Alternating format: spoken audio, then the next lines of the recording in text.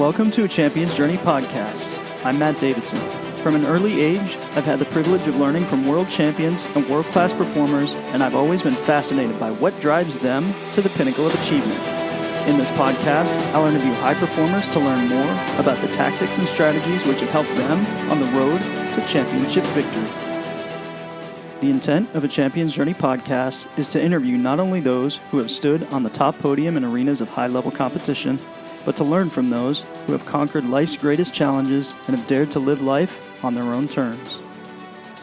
This episode is brought to you by Performance Designs. PD is a world-class parachute manufacturer who's been setting the industry standard for almost 40 years. PD has recently introduced the Sabre 3, the third canopy in a lineage of amazing, world-renowned wings. But it's not just a new wing, it's a better wing. It redefines the Sabre name. Crisp handling, consistent on-heading openings, huge dynamic speed range, incredible landings, more power, and seriously responsive to inputs. PD athletes and test jumpers agree that this will be one of the most sought-after canopies in the world for intermediate to expert skydivers. It's the next greatest all-around 9-cell modern canopy. Drew Starr is a 4-time World 8-Way Formation Skydiving champion and is the team captain for the U.S. Army Parachute Team's competition section. In addition to his World Championship victories, he is also 7-time national champion, current world record holder for the highest single-scoring skydive, highest scoring freefall average, and highest wind tunnel average in the 8-Way Formation Skydiving event.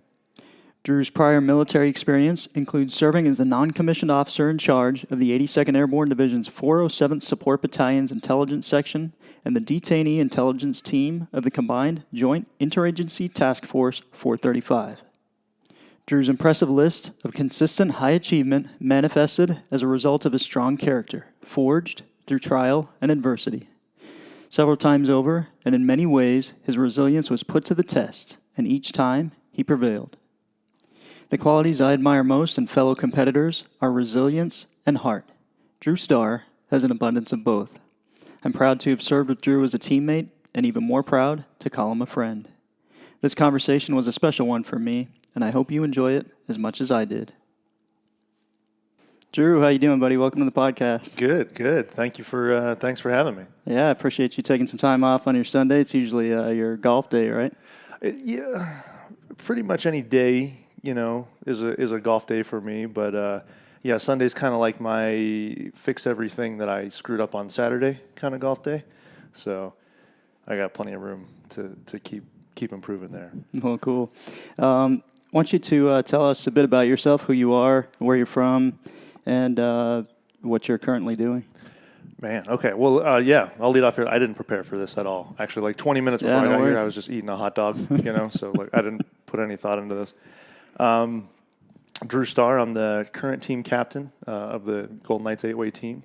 I've been in the Army for 17 years, enlisted straight out of high school. I was 17 years old. Always wanted to be a soldier, always wanted to be a paratrooper, and just kind of got into skydiving and onto the Golden Knights kind of almost by accident. Like things just kind of fell into place for me. But I started jumping and loved competing and loved getting better, and just kind of found my way here, 17 years later, a couple world championships later, sitting doing my second podcast in my life. So it's pretty cool. That's awesome.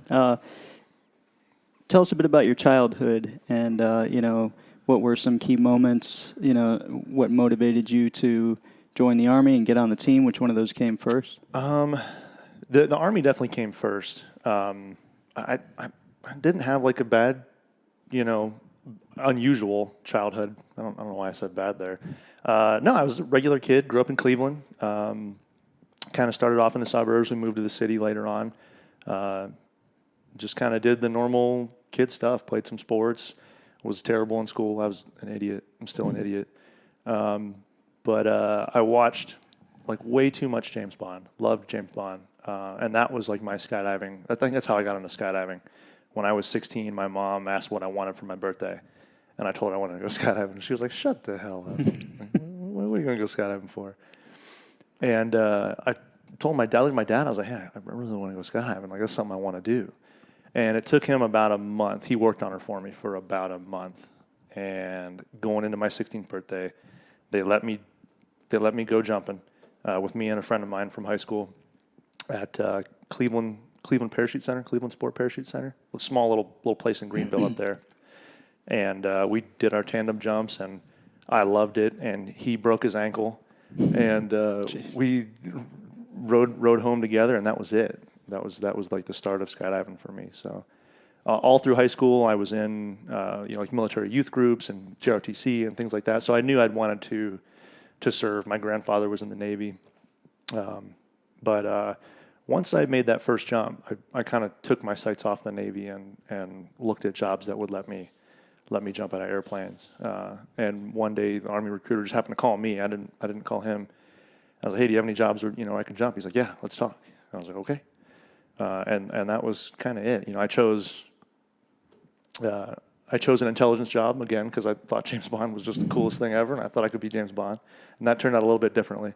But that was kind of it. Yeah, I made a skydive at 16 and knew I'd wanted to be in the military service in some way, shape, or form, and the Army just fit the bill the best for me based on the interest I had at the time.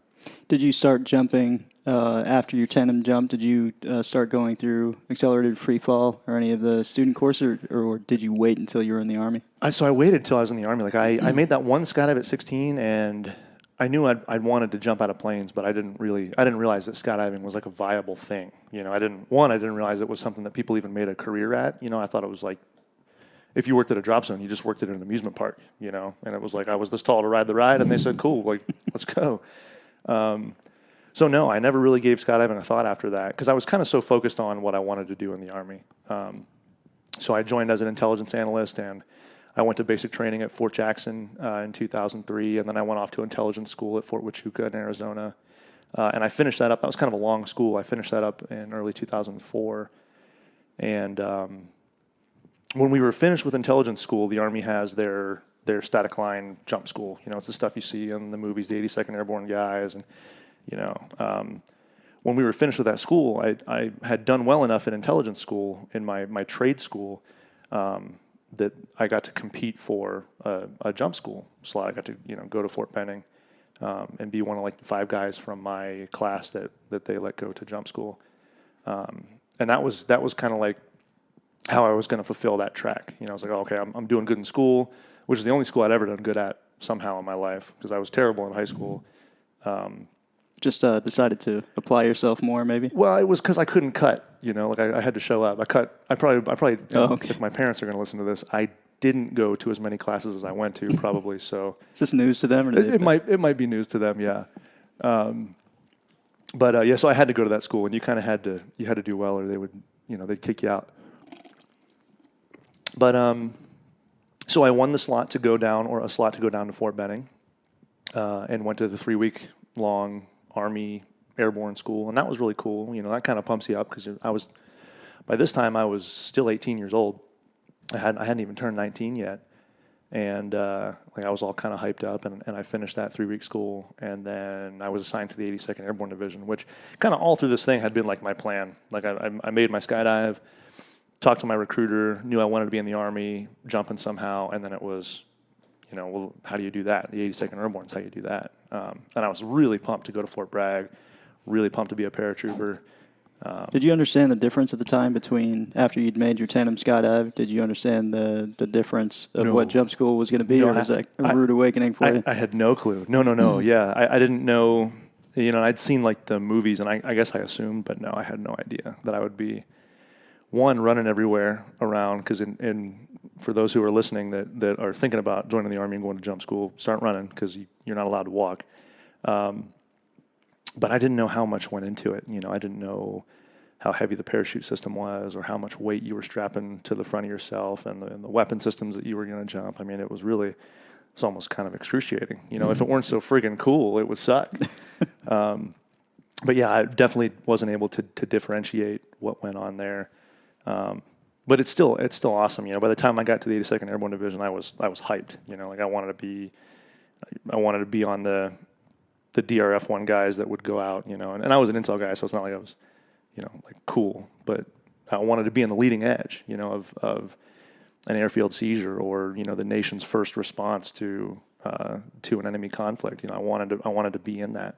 So it was really awesome for me at 18 years old to kind of somehow, luckily, I've just lucked into meeting all the benchmarks that would eventually set me up for my career in the Golden Knights. So how long were you there at the 82nd? So I reported to Fort Bragg in March of 2004. And the unit I had reported to just got back from the initial push into Iraq. So it was kind of surreal, to get there. And it's, I was the new guy. I was like, man, I want to go get mine, and they're like, bro, no, you don't. Just sit down and wait, young blood. Just chill out. Mm-hmm. Go shave your beret or something.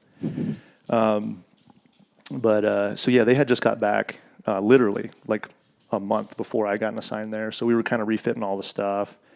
And it kind of took some time for them to get normalized, and kind of like reintegrate all the new guys into the unit because we didn't know what was going on. Yeah, I was going to ask about that. Was there any kind of sever there? Did you have to prove yourself in order to be for part sure. of the group? Yeah, for sure. If you were back then, and I don't know how it is now, but if you didn't have a combat patch on your right sleeve, for the patch that signifies that you had been to war with your unit and served in an armed conflict, if you hadn't done that, you were just a rookie. And it didn't matter if you were like a high-ranking guy or a low-ranking guy. You could have been in the Army for 30 years, and if you hadn't been to combat at that point, like in Army culture, like you were a rookie and you'd shut up and sit down, because they'd been there and done that, and you weren't able to, kind of speak with authority on what real world operations were like.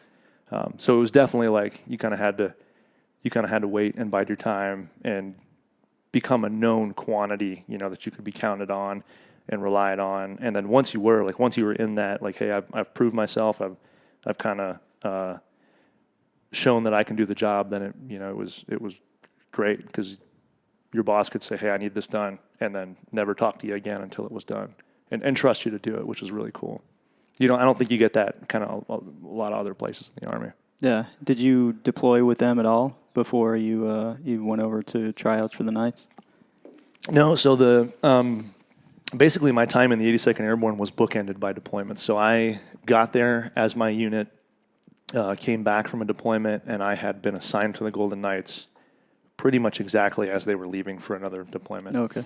So I was with that unit basically for the entirety of their kind of peacetime stints between OAF 1, which was the initial invasion, and then in 2007, the surge, which was when we committed just a bunch more troops into the region. They were part of that surge. And how did you find out about the Golden Knights, and what was your motivation to go to Golden Knight assessment and selection? So remember we were talking about how like static line skydiving kind of sucks because there's a lot. So I kind of figured out about a year or two in division that like static line skydiving hurt, and it takes 9 hours to make a jump because of all the planning and logistics of putting 1,200 people in the air at one time. But back then the Fort Bragg used to have these morale, welfare, and recreation facilities that taught skydiving. And so the one I went to was called the Green Beret Sport Parachute Activity. And then you got to learn how to skydive at a reduced rate that was good because we didn't get paid a whole lot back then. I was still a PFC, so I wasn't making a lot of money at the time. And so the little money I was making, I was going to sink into skydiving anyway, so I was able to do it a little bit cheaper than on the economy. But so it would have been 2000, I think 4 or 5, probably 2005 was when I started my first jump course with the Green Beret Club there at Fort Bragg. Do they still have the helicopter support at the military drop zones on the weekends, or had they started going out to Rayford with a kind of a supplemental? So it was supplemental, and it was actually at Parkton, which is a smaller little drop zone there. And it was not too far, just around the corner from here. That's right. Yeah, that's right. So it was like 4 jumpers and a 172, a Cessna 172, and we didn't do AFF. We did instructor assisted deployment, which I guess is like the hybrid between static line and AFF. So it was pretty cool. I was a bad student at that. For as good of a student I was at Intel school, I was just as bad of a student skydiving as I was in high school. So everything had kind of returned to normal again. That's what I was going to ask. What was your very first jump experience like? Not your tandem, but your... So actually, I'll give you two of them, because my very first jump at jump school in Fort Benning for the Army Airborne School, I was the number one jumper. And that's the only jump I really still remember to this day. I've got like 40-some static line jumps. But I was the number one jumper standing in the door, and I'm looking at the ground whizzing by at 1,250 feet, which is what they do at jump school there.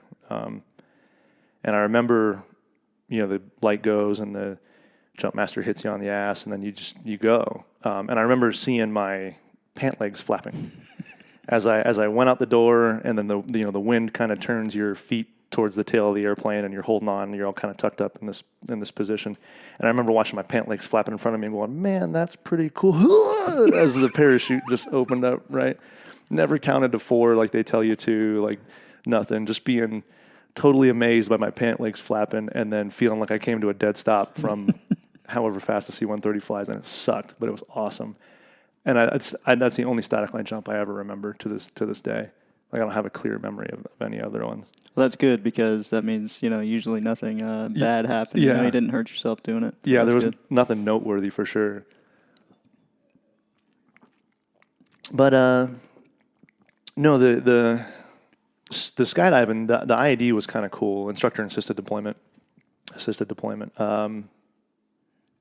That was just kind of normal, like I was terrified for sure, but nothing really kind of popped out of me, and it was on a Cessna, so you climb out there, and there's a step on the wheel, and you climb out and hold the strut that goes up to the wing, and you just kind of hang there, and you look in at your instructor, and he tells you to let go, and he throws your pilot chute for you, which pulls everything else off of your back, and that was kind of it. It was like instant canopy ride, and it felt pretty good. It was like the delays when you have to start letting go and open your parachute by yourself was what I was bad at. Yeah, I had issues with that too. Yeah, I had to do like 10 or 12 10-second delays. Like, it took me like 30 or 40 jumps to get my license. It was just terrible. I wasn't too far away. Yeah. I had to repeat a few of those 10-second delays. A bunch of them, yeah. Yeah, it's just kind of it just plays with your mind a little bit on those 10 seconds. You get enough of free fall to where, if you're not in the right body position, you can start to get out of control, and all those things start to, mess with you if you let them, So I think that's kind of what happened to me. Then I had this issue of sticking my legs out straight on deployment. So sometimes I'd flip through my risers, and I'd get down, and I didn't know. I was like, my dad was down there with me. I was like, hey, Dad, why my risers are across? I can't figure it out. And one of my friends, Chris English, came out, and he was shooting with a long lens. His dad was the editor for the Fayetteville Observer, so he's getting some pretty good pictures, and he's got me coming out of the aircraft in a head down attitude, my legs extended, pulling that ripcord. That's incredible, man. You had no idea. Yeah, that's the thing. Like, so we were on the BOCs, the throw out pilot chutes that were on the bottom of the container. So we put newspaper in there, and I could, your first 5 or whatever, we would reach back and throw the newspaper while the instructor still had the real pilot chute. So I could whip that thing out real fast. And nobody was the wiser, right? But yeah, 10 seconds, then it's like I was a swimmer.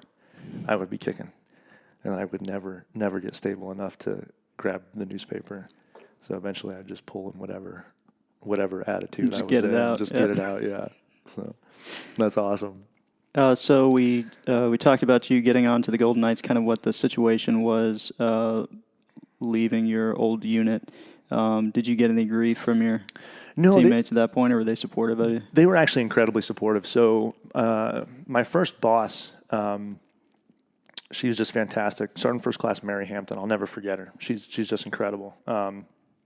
She was the operations non-commissioned officer in charge. So we were like a small unit, and I kind of fell in with them as I kind of ran the intel shop in conjunction with the intelligence or the operations guy. So she was kind of in control. I mean, I was a young guy anyway, and I was a sergeant E5 at the time, and I thought I knew what was going on. And she had a good way of making sure that I knew that I didn't know what was going on, but also kind of bringing me up too. And she was really the first, like, one of those leaders that like is going to be plays a big role in your life, and you kind of know it when you meet him. You're like, oh crap, like this is the one I can't let down. You know what I mean? Like, this is the one that I have to make her proud. or make this one because this is the one that really cares. So when I ended up going to the Golden Knights, she actually fought to allow me to, the way the paperwork worked and the way the Army assigns people to units, we weren't able to kind of get it done fast enough. And my branch, which was the intelligence branch, didn't have a lot of intelligence analyst E5s at the time, and they kind of didn't want to let one go outside the branch to go do this non-intelligence job. So she worked out a deal with the Golden Knights, and with her bosses and my commander in the 82nd, and with the Golden Knights, of allowing me to stay assigned to the 82nd Airborne Division, but attached to the Golden Knights. Meaning, like I counted on their books for all their accountability. Like, for all intents and purposes, I was a soldier within their unit, and they had to, account for me and all that kind of stuff. But I was going to go do this job back in the Golden Knights, and the fact that they let me do that and then went to war without me, and let me go skydiving and doing the Army's recruiting and marketing mission, while they, still had to keep track of me while they were in Iraq and doing all the surge and all that kind of stuff. It meant the world to me, and I didn't really appreciate it at the time. I didn't know what it meant at the time. I was too young to kind of understand like what she had done for me.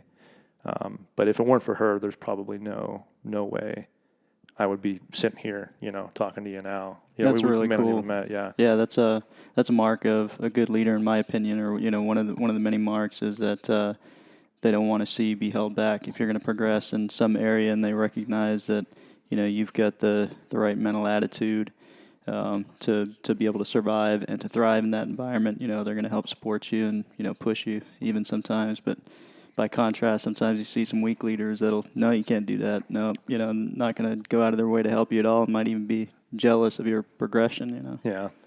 Yeah. She was definitely one of those people. There's it seems like there's kind of two people in the world, not just in the Army, but people who will find a way to say yes or find a way to say no.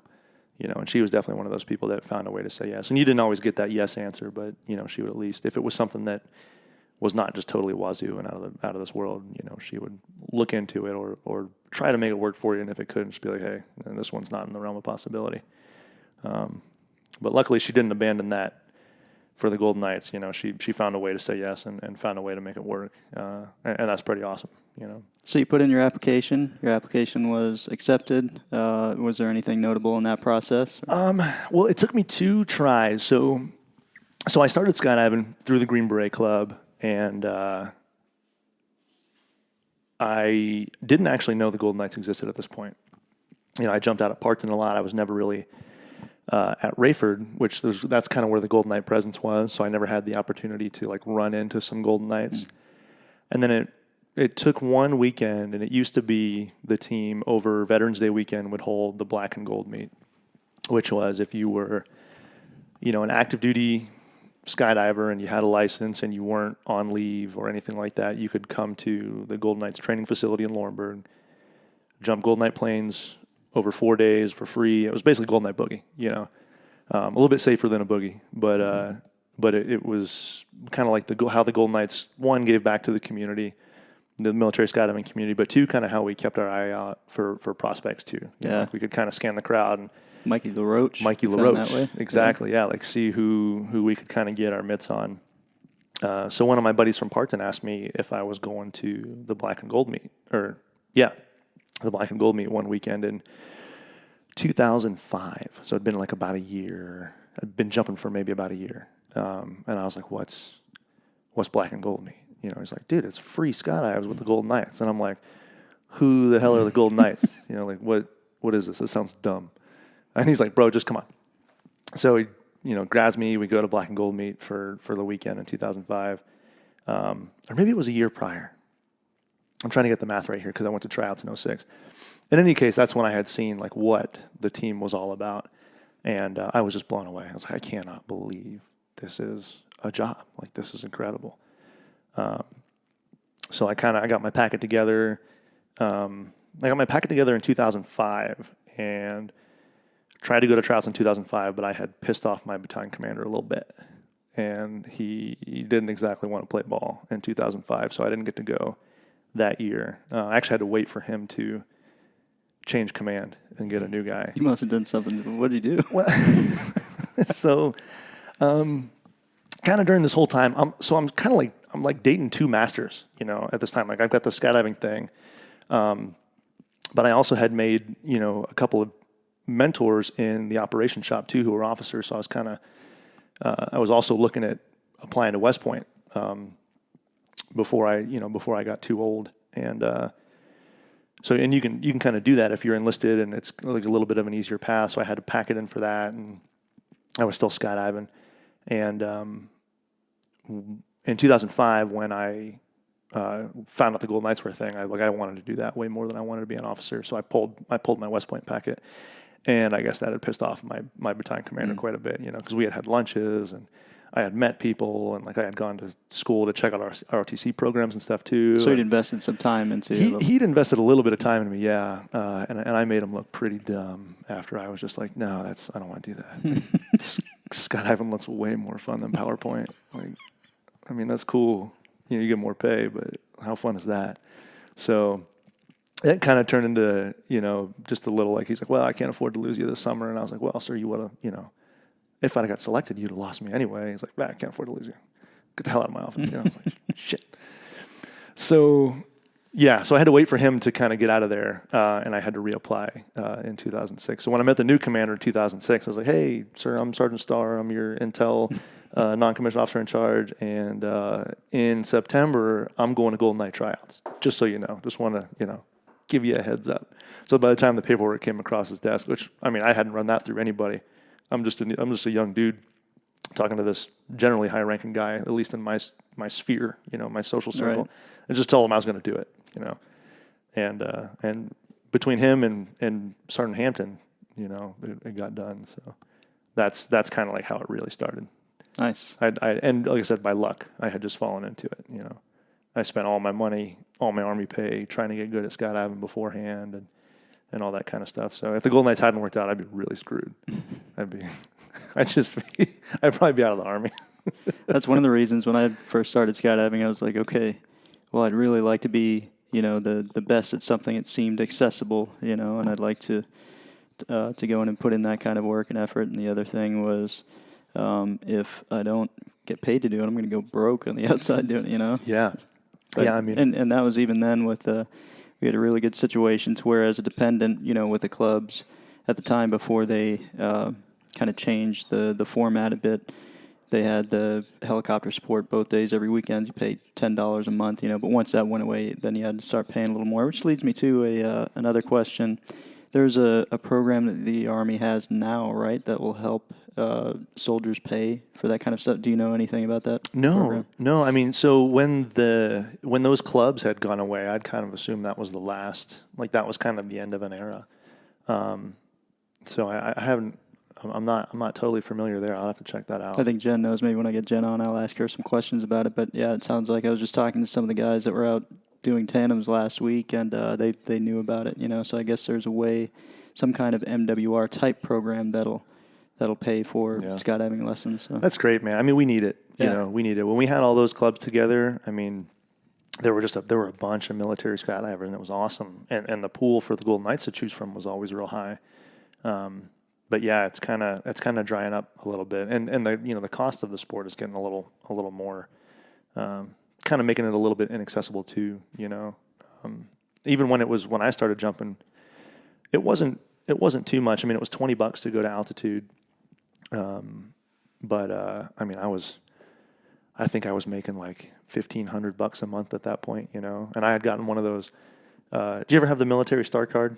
Yeah. So I'd gotten that Starr card, right, which is just a little credit card that they'll give to 18-year-olds who have no credit, that you can only use on post because they know they can come arrest you if you overdrafted or something. But so like I was using that for gas, and I would use all my Army pay to make jumps. Oh wow! And if you don't pay that, like they don't send the bill to you, like the collections notice, they send it to your commander.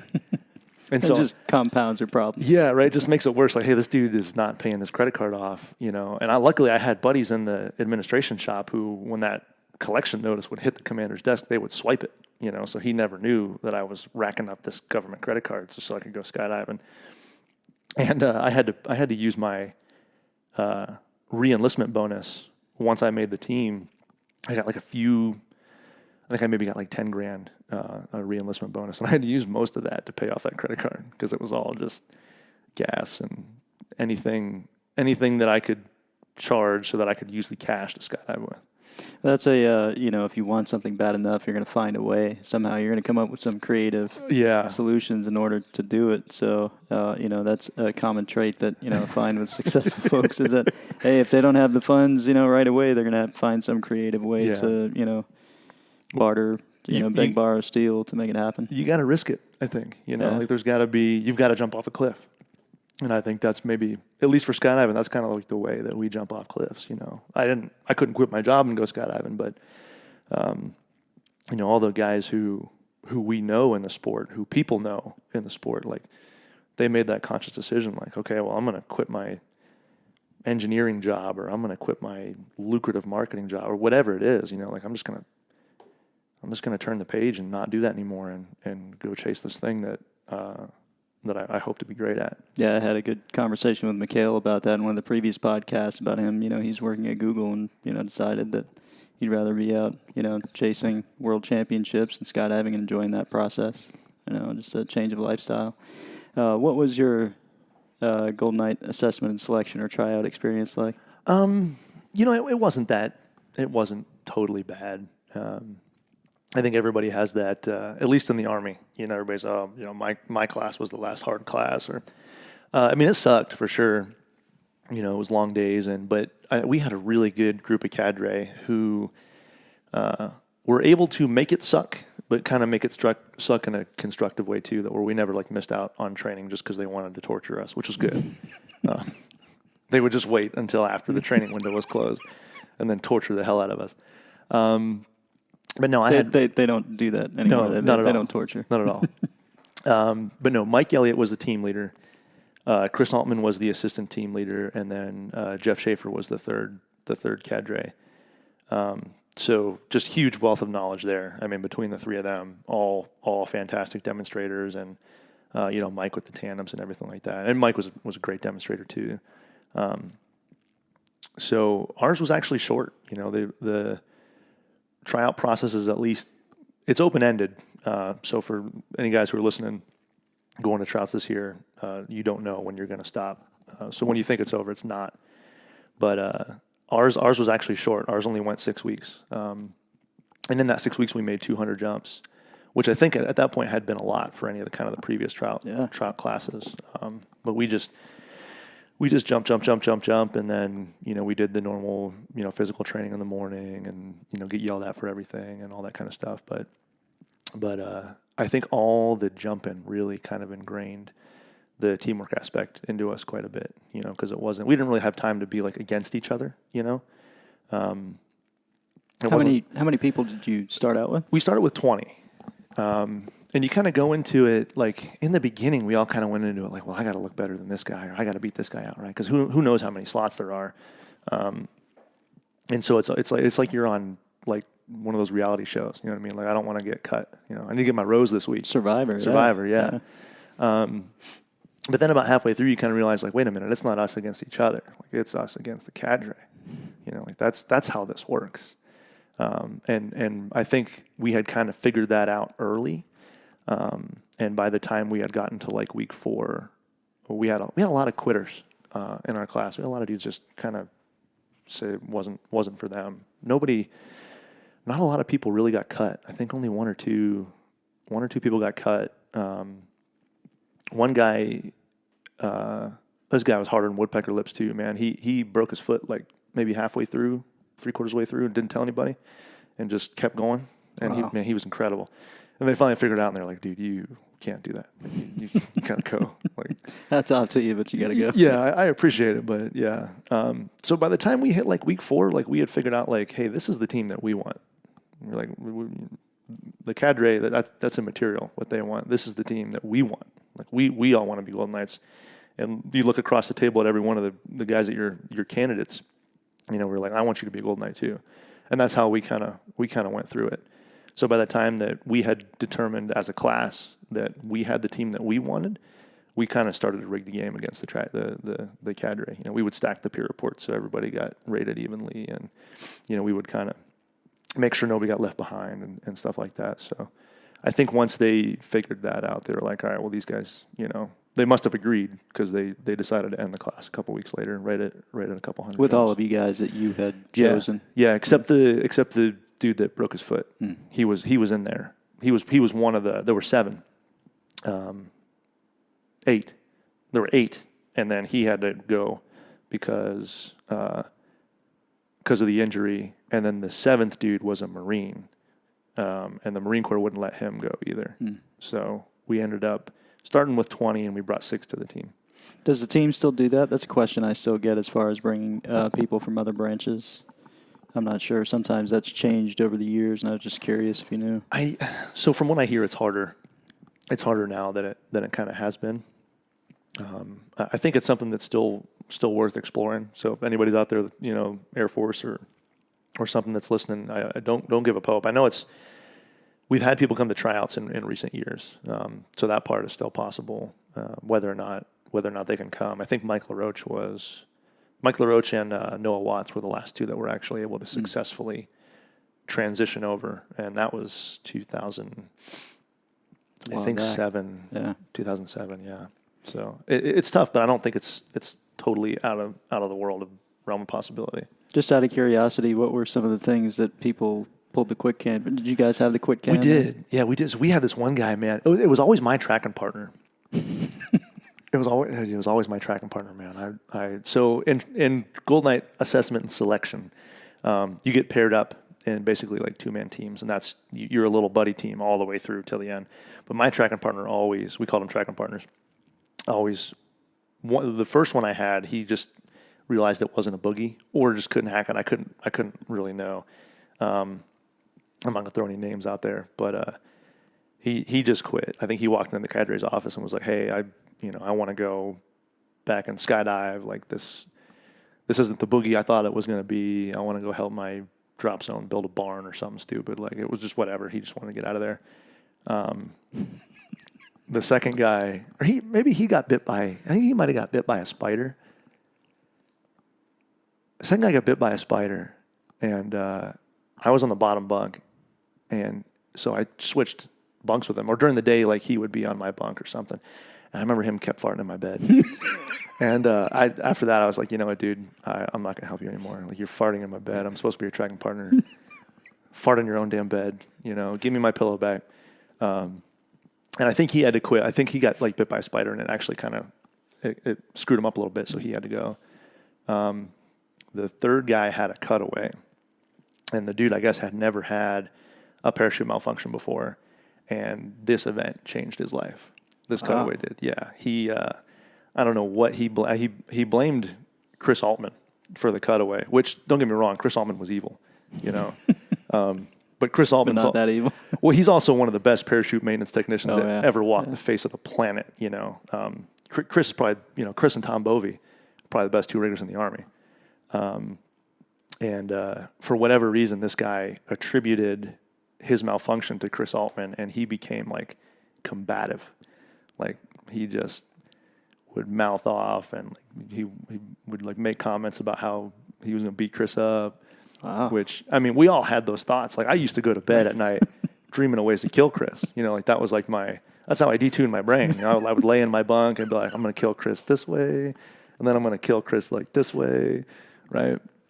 But yeah, he actually vocalized it, which none of us were dumb enough to vocalize it, and so he had to go. And then my last guy that broke his foot, Mondo. Oh, Mondo. Yeah, he's so great. Yeah. He was my last tracking partner. So, and we all wanted Mondo to be on the team. Mondo, it was his 3rd try.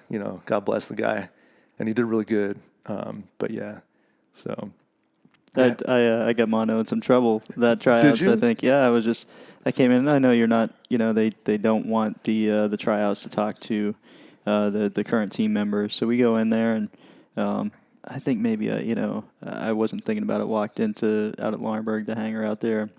Raised my saw out there. I was like, "Hey, Mondo." I was like, "Hey, how you doing?" And oh man, the cadre jumped on him. They're like, "What are you doing? Are you guys buddies?" I was like, "Oh, sorry." My fault. Yeah. Mondo, he was our rigger for the class. And I remember I was hooking up a piece of gear or something. We were, doing our own rigging, and I had hooked up a 3-ring wrong. And he came by and checked, and he's like, dude, are you trying to get me fired? Like, you trying to get me cut again? I'm like, what? He's like, look at this. I'm like, oh shit. So I'd fix it. But yeah, he was a good teammate, man. He did well. He kind of gave us the scoop of what was coming next, And then we hit that point where like he's like, oh, I've never been past this before, so I don't really know what happens next. But yeah, he was a good teammate. Cool. What were some of the some other highlights of tryouts for you, and what were some of the? Was there ever a moment where you were like, whoa? I remember a couple of those where like, oh man, you're just a little overwhelmed. Just seemingly overwhelmed at that point. You're like, oh man, I don't know if I can handle this. And then, you overcome that, but those kind of doubts creep in every so often. Is there anyone in particular that you can think of? Oh man, the whole thing. I'm kind of like a habitual self-doubter, or maybe like an over-prepper, because I feel like I'm not ready, and I'll just prepare and prepare and prepare because I never feel like I'm ready, for anything. But yeah, I mean, most of the tryouts was that way for me. Like I kind of lived every day like, oh man, this is a lot to comprehend, and I am too stupid to comprehend like learning how to shoot accuracy under a parachute. I couldn't grasp it. I lived every day. My target average was not that good. It was in and around the acceptable measure for a tryout candidate, but it wasn't that great. Like luckily Todd Beckel was worse than me. So I just had to be better than Todd. But it definitely was the whole thing was just it was sensory overload, and I didn't understand it. Maybe it's because I was young. I mean, I had just turned 21, and I didn't understand. And I feel like I'm giving some secrets away here. But I'm gonna give a secret away. I didn't understand that they were gonna yell at you no matter what you did. You know what I mean? Like whether you finished all your chores or not, you were getting yelled at, and that never dawned on me until the end. Like I wasn't able to kind of comprehend that. So I'd be like, oh man, we didn't roll 6,072 wind drift indicators last night. Like, dude, they're gonna get after us, And it took like Will Fleming was one of the guys that went through me. He's like, bro, they're gonna kick the crap out of us whether we rolled 6,752 Wheaties or not, But I remember going in for one of the counseling sessions with Mike, and you did standard questions and all that kind of stuff. But one of the questions that he would ask was, well, if we cut you from tryouts this year, would you come back again next year? And without missing a beat, I said, absolutely, which is the words that came out of my mouth. But in my mind, I was thinking, there's no way in hell I am coming back next year. Like, you've lost your mind. Like, if I don't make Golden Knight tryouts, I'm doing something else. But it ain't this. Like, you're not beating me up for another 6 weeks. But luckily I made it. But yeah, that's kind of the one memory that's always stuck with me, is just the duality of being able to say yes and think no at the exact same moment, without any hesitation, just lie to get what I wanted. And that, it worked. So. No, sometimes you got to fake it till you make it, man. It's the mindset. That's what it was. But it was great. They're good people, man. Really good people. I'm the only one left out of all the candidates that went through with me and all the instructors that taught us. I'm the last guy still on the team. So it's a big weight to bear, But I feel like I'm kind of living for those guys now.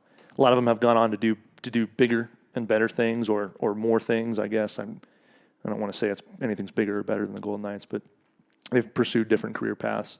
And then some of the guys, left the team or retired. So I kind of feel like I'm carrying the mantle for those dudes. Like I'm still the one living the dream while they went off to be responsible and be pilots and stuff like that. That's the way I felt too. Yeah.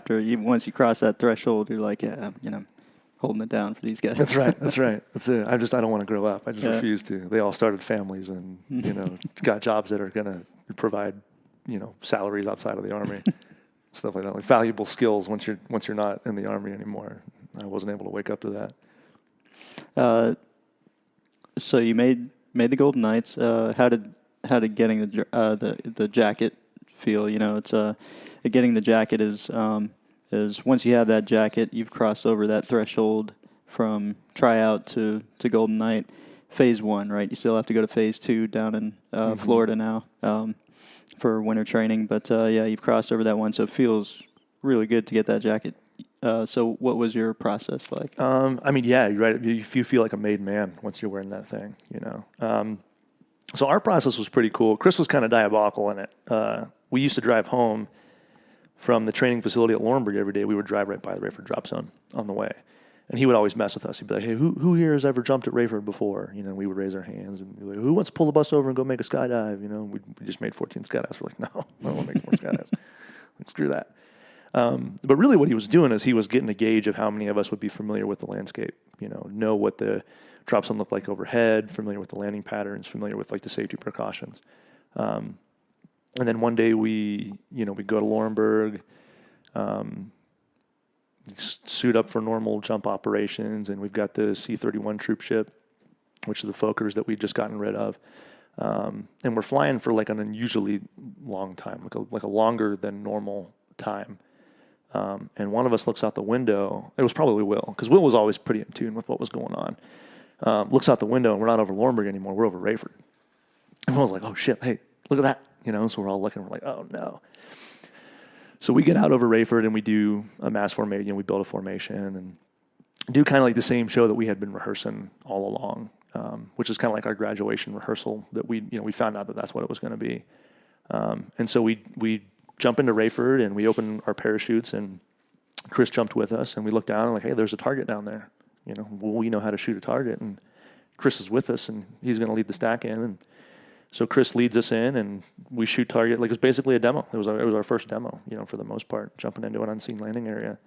And after that, they had circled us around the target, and they were throwing smoke like crazy, which for the uninitiated, whenever a smoke canister goes off that's not in free fall, you have to, you know, do this like plank type exercise.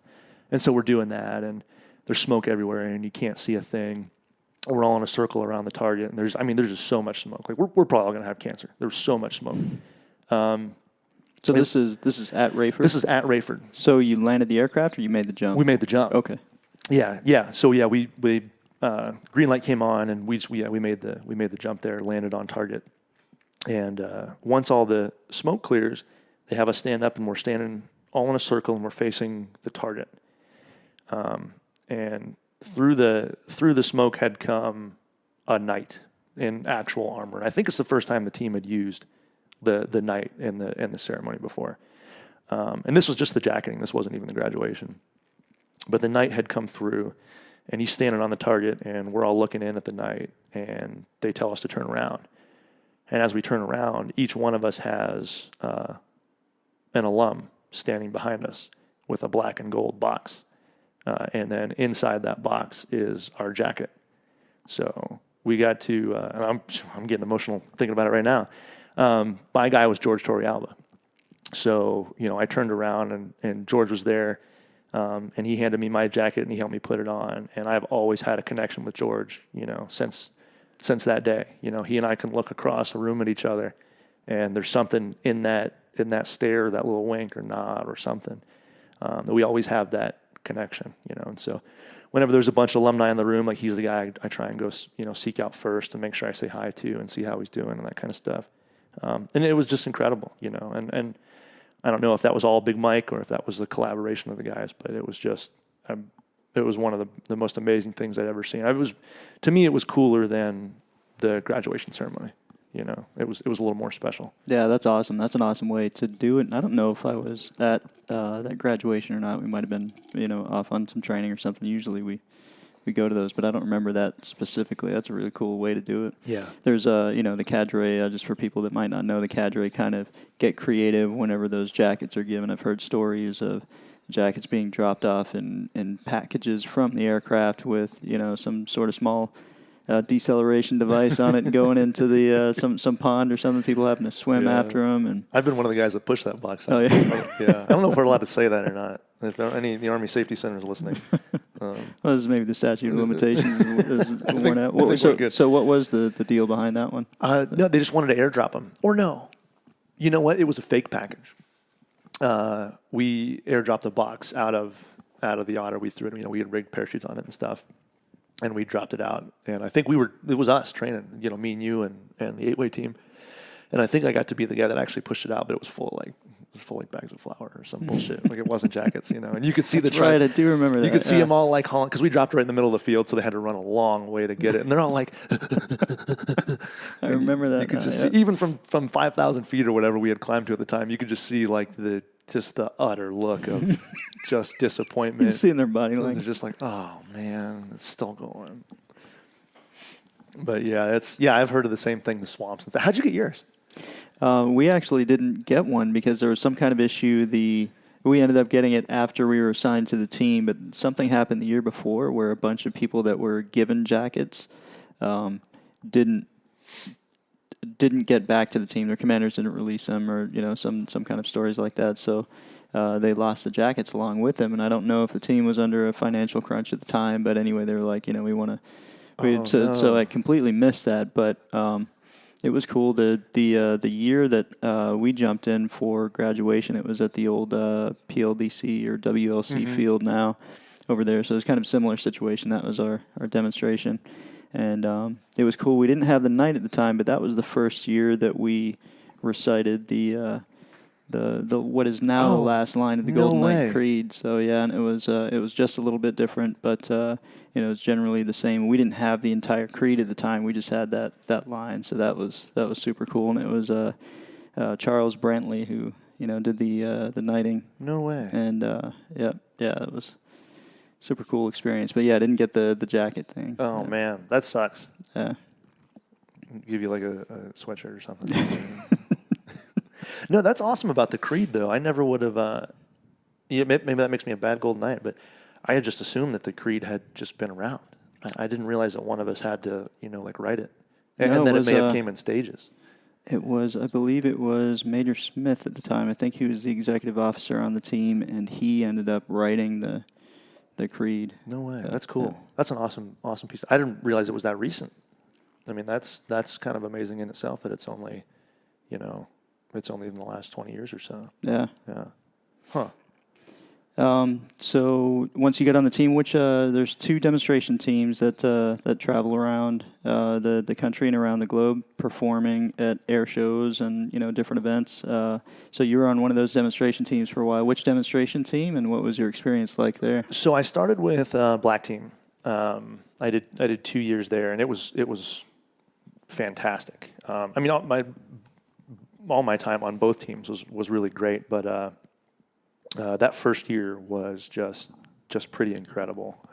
It was like kind of like the 8-way team. Like I stepped onto a ready-made team almost. There were a lot of Golden Knight greats. When you kind of look back now, assigned to that team. Paul Sachs was the team leader, and he's just a phenomenal team leader and a great demonstrator. He's one of those born and bred, demonstrator guys that you tell he was just made to do it and was good at it, and his heart was black and gold. Everything he did was for the black and gold. So to grow up under Paul as a team leader was just, it couldn't have been better, and then Jeff Schaefer was his ATL, who played the role of the disciplinarian really well, because Paul was a good guy, but you could also kind of work Paul because he was a little soft. And Jeff was the muscle behind Paul. And again, great skydiver, fantastic demonstrator, technically just an expert. So to have them as a tandem, as a duo was really cool because we got to have a lot of fun, but they held us, really accountable. So we would get in trouble, and it would be deserved. But at the same time, we would just execute these incredible shows and these fantastic demonstrations. To this day, it's one of still the only few perfect shows I've ever heard the team being able to do and to be a part of. Which is like all the angles are right, everybody gets a dead center.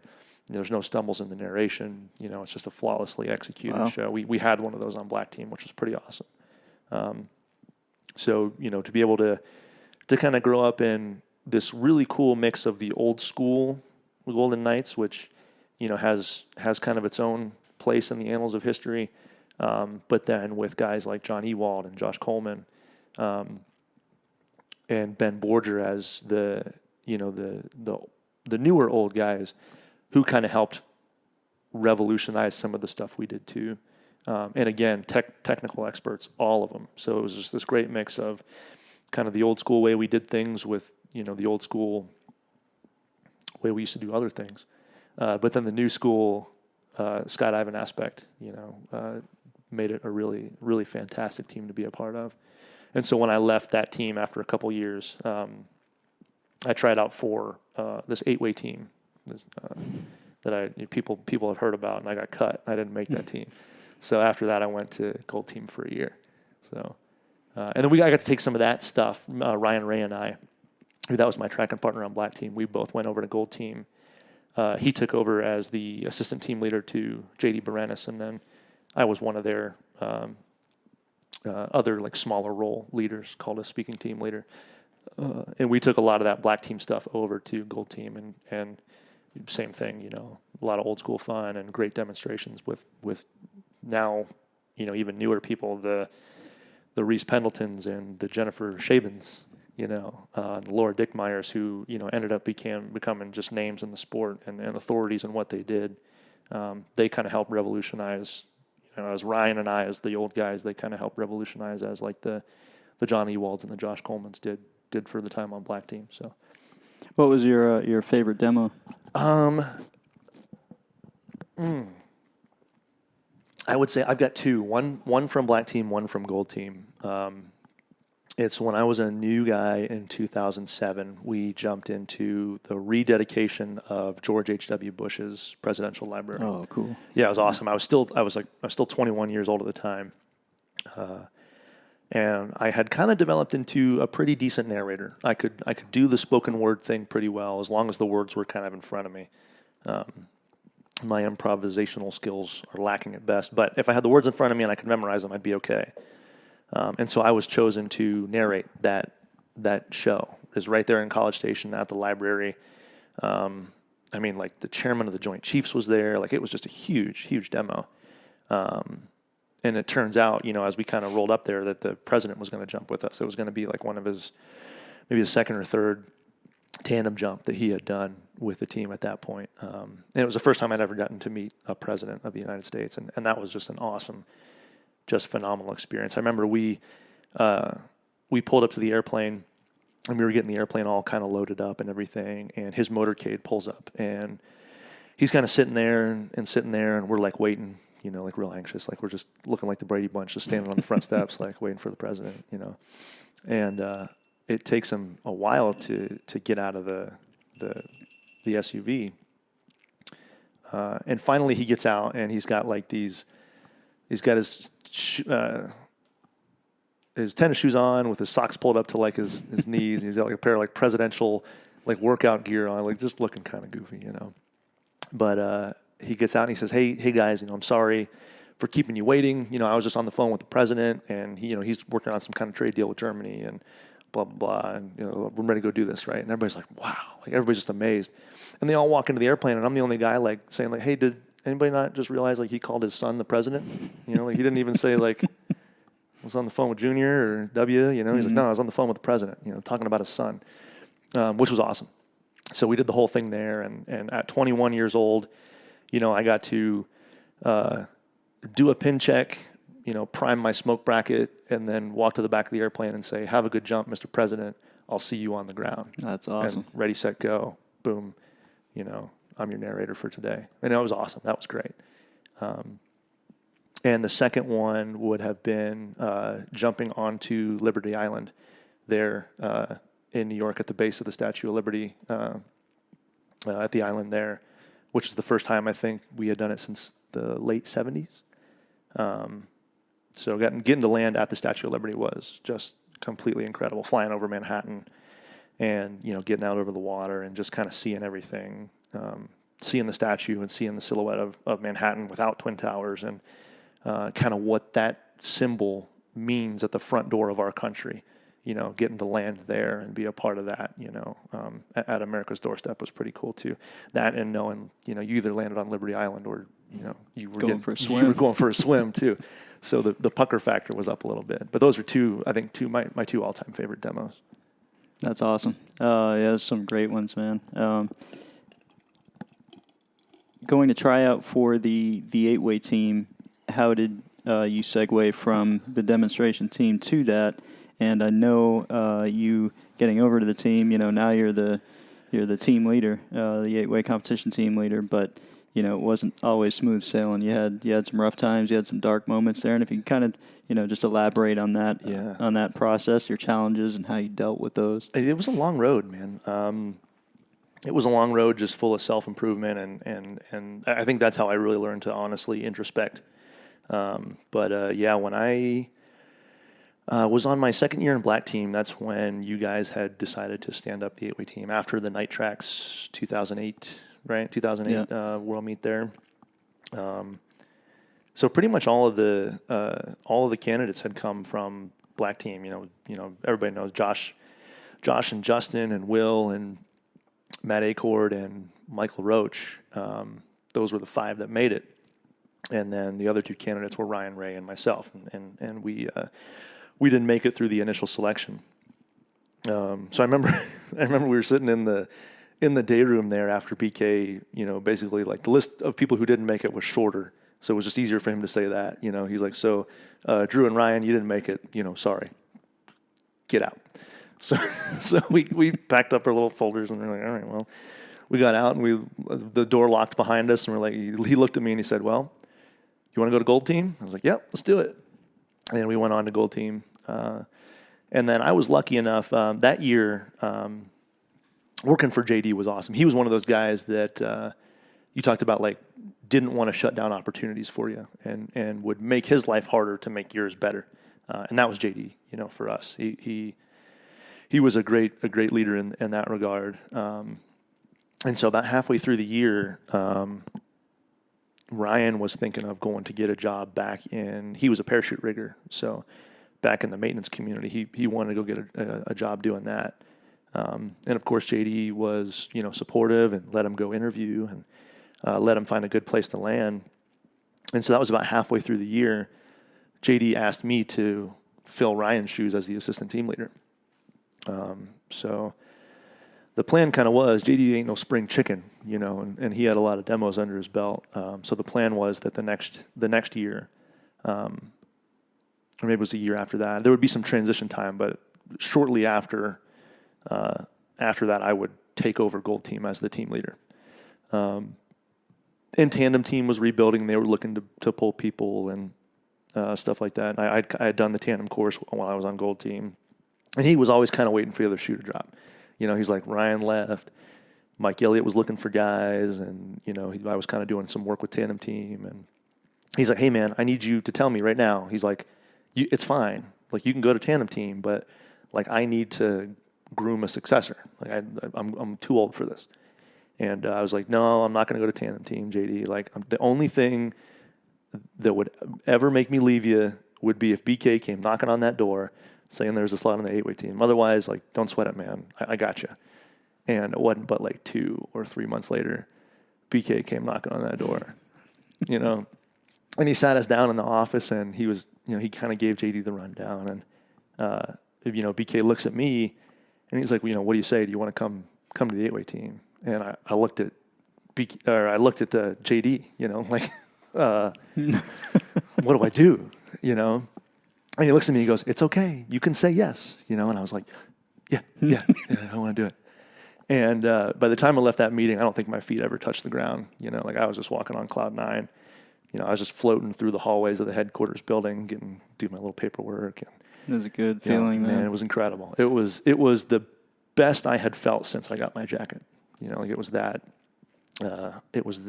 just exciting, and I had wanted to do 4-way, 8-way forever. When I started skydiving, I was on, I had a civilian 4-way team. We all sucked, but we were trying. We were doing Formation Skydiving. So the fact that I got to do it, basically professionally now with some of the world's best, learning from you and Kurt and BK, that was just like incredible. Even if it was just a video slot, it was just incredible to be on the Golden Knights RW team, because that was just royalty. I mean, those were the deities, the gods, those were just the Adonises that that were the cream of the crop of the team. That's what it felt like to me at the time too. I remember, just like looking at the, there was at the time it was it's now Formation Skydiving Team, but then it was freefall Formation Team. I remember seeing that FFT on the door out at Rayford for the team room. Crossing that threshold, I was like, man, this is incredible. Before we get too much further, I want to talk a little bit about how you dealt with that rejection, because I think that's an important thing that maybe we gloss over a bit too much, but it's super important, because if you have something in your heart, you want it that badly, at some point some rejection is going to happen to you, and how you deal with that determines what's going to happen to you in the future, right? So how did you deal with that? It definitely, not well at first, for sure. There was a lot of pity party, they didn't want me kind of stuff. And I just kind of, I knew that I was not giving up on that dream, though. That was all kind of short-lived, I think the way maybe anybody deals with rejection, you kind of sit back and look at, what about yourself wasn't good at that point. And what can you work on and what can you do better? And I kind of worked towards some of those things, like work towards bettering myself some of those ways. But I didn't do like a really good job of it, for sure, until I had actually kind of been given the second chance to come shoot video. I was more I was staying in the RW scene. I was still kind of focused on wanting to get over there and learning what 4-way and 8-way was, and trying to help out where I could. But I was also I had this other thing where I was like, well, I knew my career track was now going to take me towards being the gold team leader. So I didn't maybe exactly place too much of a premium on that. Not that I had given up on the 8-way team, but I kind of figured, when the time came, when a tryout window opened up, I was definitely going to try out again. There was no question in my mind about that. But so you were continuing to prepare during the time that you. Yeah, for sure. In case there was that opportunity that popped up. And I think in my mind, I think I was continuing to prepare for like the next opening, not like the emergency. You know what I mean? I never dawned on me that they might have to come calling for somebody mid-year, or because in my mind they had just picked up 5 super young and fit dudes. So in my mind it was going to be like years before another opening. It's like Happy Gilmore. Hey, 365 more days till hockey tryouts. I got to toughen up. I wasn't walking into the batting cages taking softballs to the chest. And so kind of looking back, like I could have definitely been better. But I knew I was going to go back to tryouts, so I knew I was going to keep working that way. Had I kind of grown up a little more since then, I would have started working out to get in better shape. And like I would have done things where I could not just fill in that slot, but maybe I could go knock somebody off that team. I think that's, looking back now, that would have been the better way to do it. Get in as good a shape and be as best as you can be at that point, so that, hey, if you ever need to fill in, well, I'm going to try and be like better than the guy that I'm filling in for. Yeah. And knock him out. That's kind of what I had to learn to do. But I didn't really learn that until I'd gotten to the 8-way team, until you guys had pulled me over, and I kind of learned that from you guys. That was kind of like when that killer instinct, I think, started to kick in. Like, hey, I love you, but I want your job too, so I'm going to get better than you if I can. Yeah, it's definitely the right mentality to have. So you got to the team. Oh man, can we edit that out? Is that gonna? No, it's all right. So you get to the 8-way team. You started shooting video. Then there were still some issues, right? You had a deployment that came up that you had to fulfill. Yeah. If you can refresh my memory, at what point in the timeline that was, and were you in slot yet, or were you shooting video at that point? So I had just gotten. Basically, every time I had about gotten in slot, like the world had come crumbling down on me.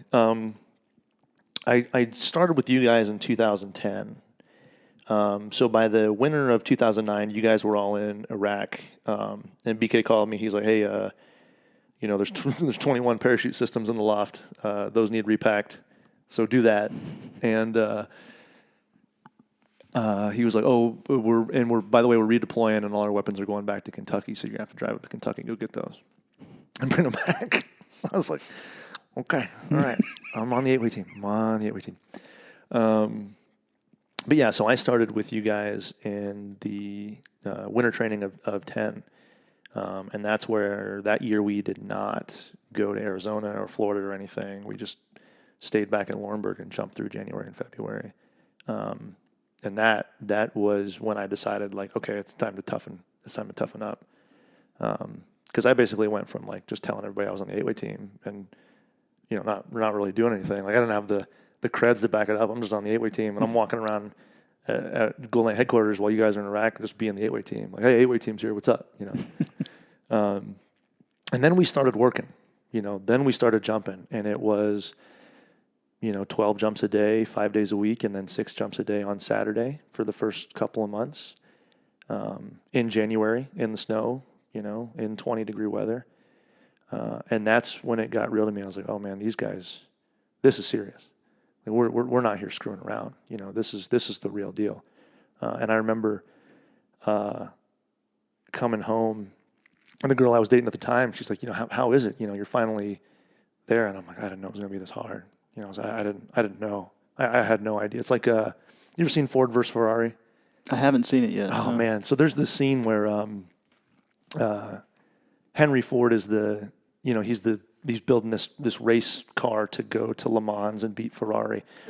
And the bureaucracy of Ford is kind of stepping on the guy who's building the race car.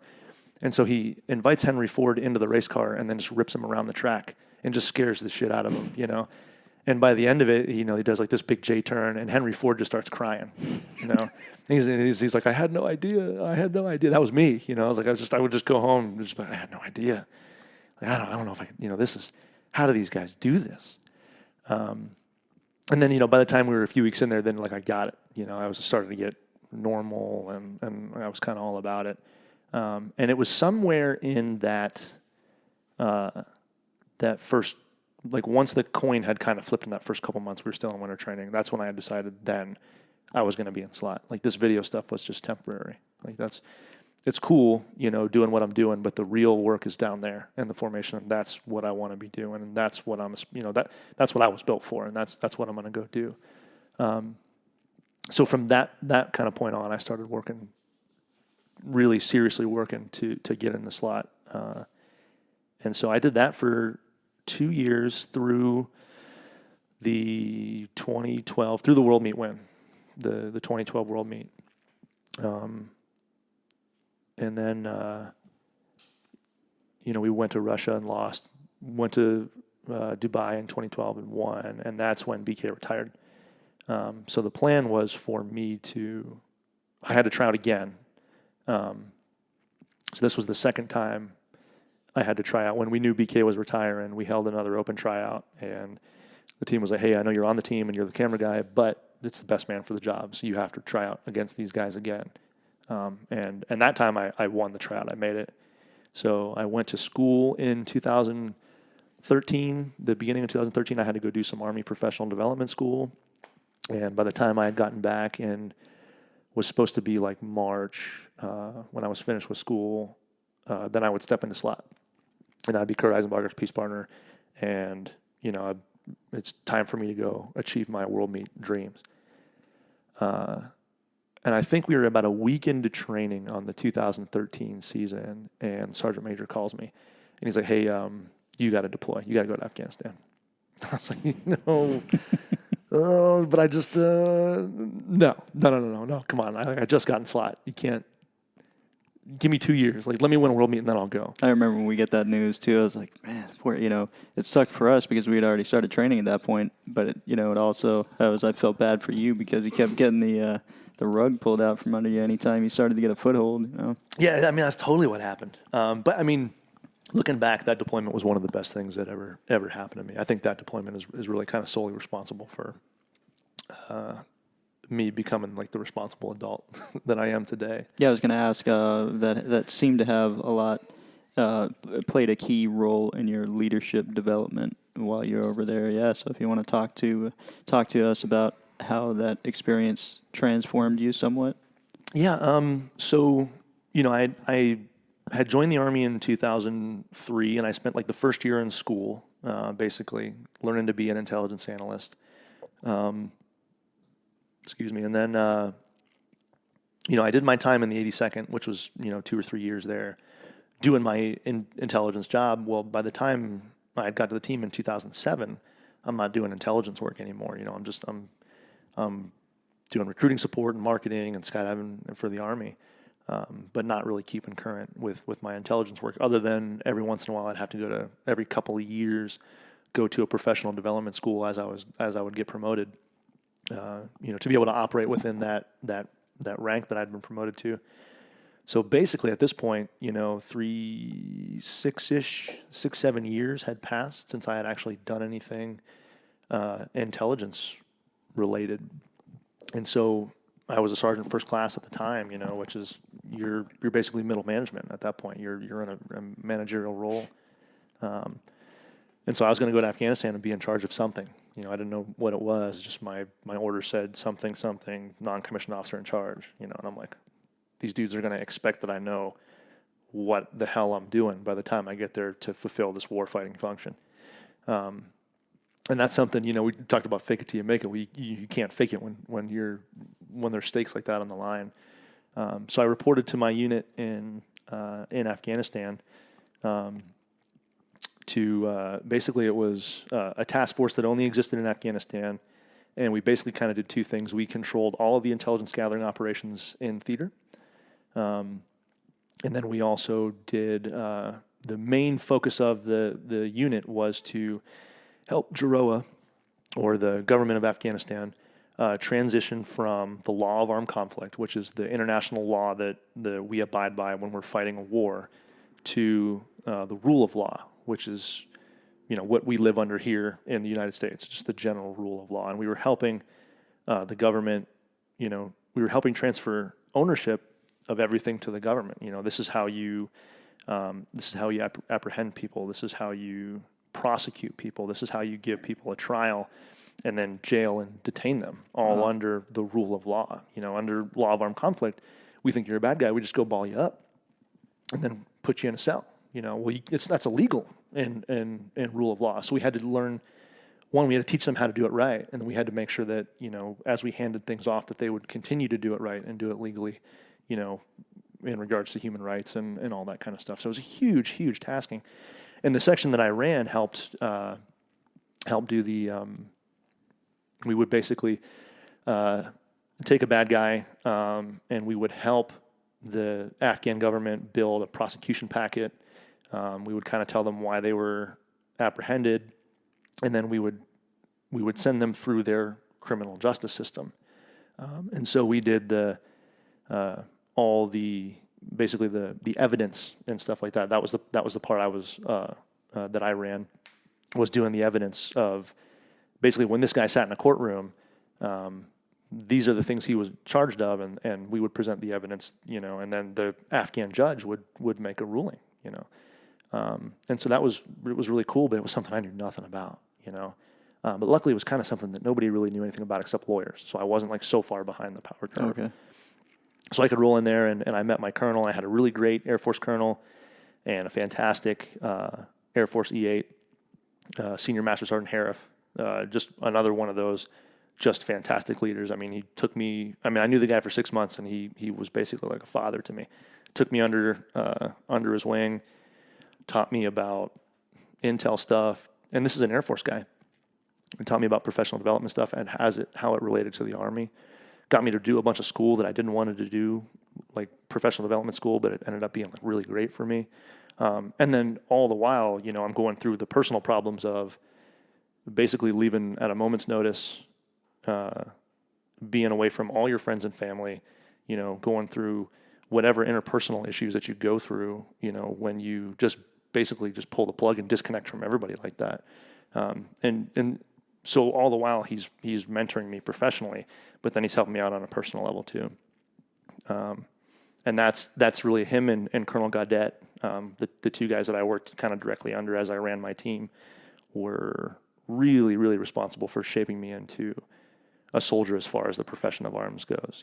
I was good at being a Golden Knight, and I was good at being like a technical skydiver, but I wasn't a good soldier, right? And it took that deployment where there were real stakes on the line, that if I messed up some kind of package, this dude that really is a bad dude could get set free, or I became a declassification officer, so I could take U.S. intelligence reports, and I had the authority to declassify them and release them to other governments. If I screwed that up, I could go to jail.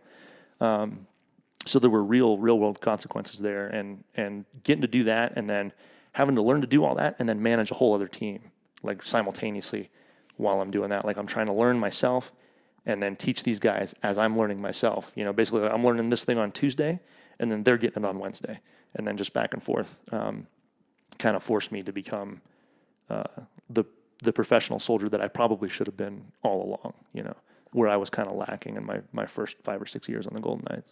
So it was a great transformative experience for me.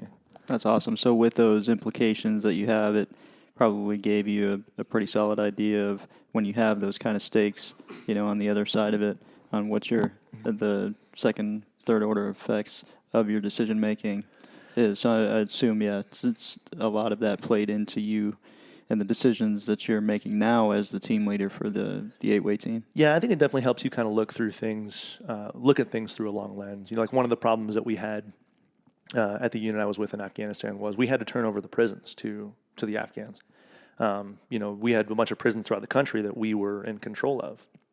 And one of the problems we had was like, wait, how do we have to basically turn these prisons over to the Afghan government and put it under Afghan control and make sure that they do it right. Like make sure, one, that they don't just release everybody, or two, that they don't start mistreating and abusing the detainees as well, and so like we had to look super long term at that, and look at things with such a long lens that I never would have kind of thought that I would need to do. And now it's kind of come full circle, with even something as simple as running an 8-way team, which comparatively, when you're talking about transitioning a government's rule of law, right? You're talking about 9 guys touching each other as fast as they can, but it helps you look at like, okay, if I make this decision this year, what does that look like next year? Or what's my end state goal? Like, I want this thing to be this 5 years from now. What pieces do I have to start laying to pave the way for that to happen? Versus just like, what do I have to do to win the next world meet? And I'm just going to do that. And then once I win that world meet, I'm going to start a new decision-making process to do whatever I have to make, So hopefully the decisions I'm making now, I hope, will lead to another Golden Knight decade of excellence where I can pass the reins off like Sean passed the reins off to me, and it be generally seamless, but also set the next guy up for success and set the team up for success long term. So we're going through some growing pains in that regard now, because we haven't had to do the things that we're having to do now, in 10 years or so since you guys brought me on and, we started this whole thing. Yeah, I was going to ask about that. We're skipping a few things, and we can go back to those later. But since we're talking about it now, what are some of the challenges that you're facing now? We've got COVID, which is an obvious one. What was your initial plan? Because your plan kind of changed this year as far as the training structure compared to what we've done in years past. So if you can tell me kind of what that training plan is, if you're open to discuss that, and how you've had to have a contingency and a contingency to that because of some of the things that happened, just the challenges that you've been presented with and how you're dealing with them. Yeah, it's been wild. It's been the craziest about 3 years of my life.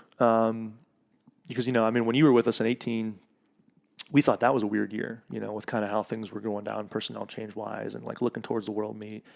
Man, that didn't hold a candle to 19, because we went into 19 thinking we were going to keep you. So we basically, we selected a whole new group of guys, to start in 19. And, I thought we could just do it.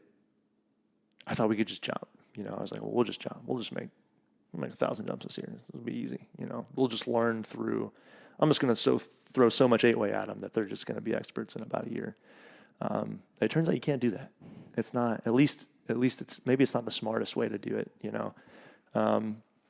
and so that first year, we had guys that kind of weren't grasping it. And so I would shuffle the slots around a little bit and kind of see what that looked like and diagnose that. And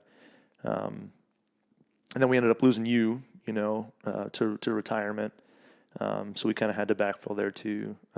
And so we kind of learned a lot through my failures the first year, and kind of seeing the long lens stuff. We learned a lot about what to do the second year, here in 2020. So year one, I tried to do it all myself. I tried to be the planner and the executor and the master strategist and, the guy who just, hey, look at me. I'm never hurt. I'm just going to throw a bunch of jumps at the wall. Like, you will never see me in pain. Like, we're just going to do this. Like, look at me. I'll show you the way. It's too much for one person to do. You can't do that. And it wasn't kind of getting the results that we had wanted, as far as the average that we were, the scoring average, the level of competency that we were trying to get up to in 2019. And then the VFS team stood down, which was kind of our sister competition section there. So Jen and I were kind of wargaming the whole thing in 2019 there, but Jesse was like my confidant. I would leave the team room at the end of the training day, and then I would walk into Jesse's team room and he would be there doing the same thing I'd be doing, finishing up work or email. And then we would start talking, how was your day? How was it?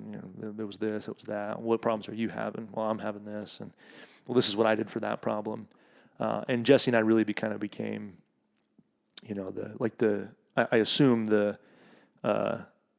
Jesse is to me like you were to BK, basically just the marriage of, left brain, right brain. How are we going to attack this? And then late that year, the VFS team had to stand down because of, again, personnel stuff. And so we absorbed, Jesse and Reese and a couple guys from the VFS team. And that's kind of when it dawned on me, it's got to be, you need a trust. And so me and Jen and Jesse and John, the assistant team leader, became like the fusion cell for how to plan and coordinate stuff like that. And then again, we kind of looked through the long lens, like, Jesse was going to be in charge of, or kind of lead the charge in the 8-way stuff, and Jen was going to kind of lead the charge in the 4-way stuff. And, John's kind of my backup for, when I'm not around, or, he's the guy I call to make sure my decisions that I'm making are kind of sanity checked. But even then we kind of decided like, that's not enough. Like we need more buy-in.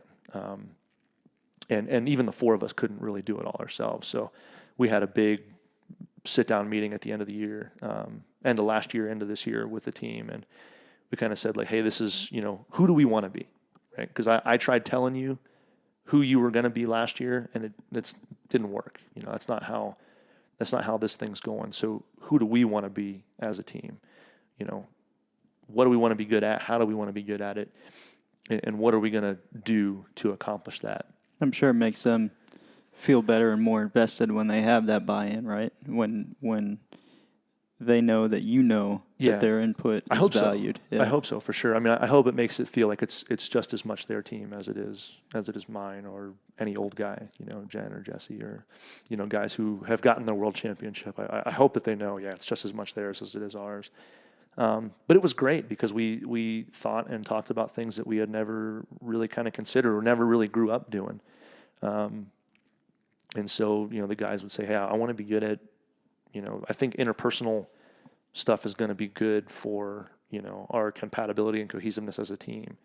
I think we should be good at that, and we kind of looked at all this stuff. I mean, obviously the freefall skills development and the formation skydiving theory is in there because you have to be good at those or you're not going to be an elite team. But we kind of identified a lot of stuff that might be ancillary, but we found out is going to be really beneficial, to work on the cohesion of the team and the way we understand each other and the physical fitness and all these things that prop up the formation skydiving theory and the free fall technique and skills.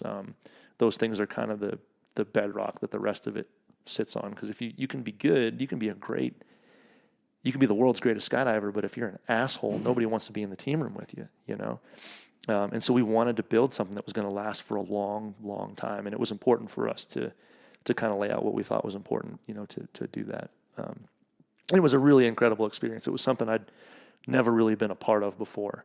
But it really made me appreciate who we had on the team as well. Made me appreciate the guys that were sitting around me as we kind of worked to hash all this out. So it was really cool, and I think it's going to work, but it's just going to take time. We've just got to stay committed to that vision that we've built together and get through coronavirus and this guy being out for this long and this guy being out for this long and just all the speed bumps of staying jumping. Yeah, I was going to say, you've laid out those plans, but now you've got to you've had to change them in a couple ways before the coronavirus was even a thing that we all knew about. You had another opportunity that popped up with SDC Rhythm. Yeah. Right, and so if you just want an incredible opportunity, and just tell us all about that. One of the huge honors of my life for sure. Steve and Jeanette, decided that they're gonna do their thing, with building a family, and so that left a slot open on Rhythm that I was lucky enough to be able to compete against just some incredible skydivers. To be able to obtain a slot there. But yeah, it was a chance to basically be on the U.S. four-way team, right? Like they had done all the hard work and won nationals, and then they'd come ask me to throw down with them against Belgium to try and win the Otley Sword, which is just, what goal is bigger than that, That's just something that's absolutely incredible. So I got to start the year with them, and we put together a pretty daunting schedule, between basically a full year training with Rhythm and a full year training with the Golden Knights, and somehow we kind of shoehorned that into 8 or 9 months. And it was a great start. I meshed well with the team, and I think I made some lifelong friends, even though I was there for a short time. But those guys are just wonderful, wonderful people, all of them, and it's definitely something that I'm going to carry with me forever, being a member of Rhythm like that. So, was there anything or several things that you picked up through your experience with them and have taken over to the Golden Knights? A lot of it was kind of how to approach it. It kind of made me realize that, and we had known that each team kind of approaches competition a little bit differently. Just from, I think every time a lineup changes, the team changes. It becomes a new team when you pull one body out, put a new one in. The dynamic just drastically changes, and so it kind of solidified to me, like when I went to go train and compete with them, that every lineup is different, and you kind of have to learn the dynamics of that team room and adjust to it. But they were such wonderful teachers.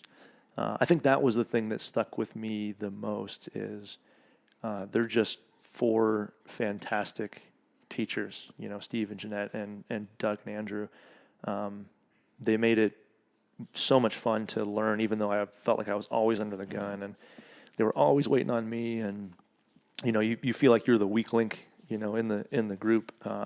But they had just such a great way of kind of presenting the information and making you feel good about it too.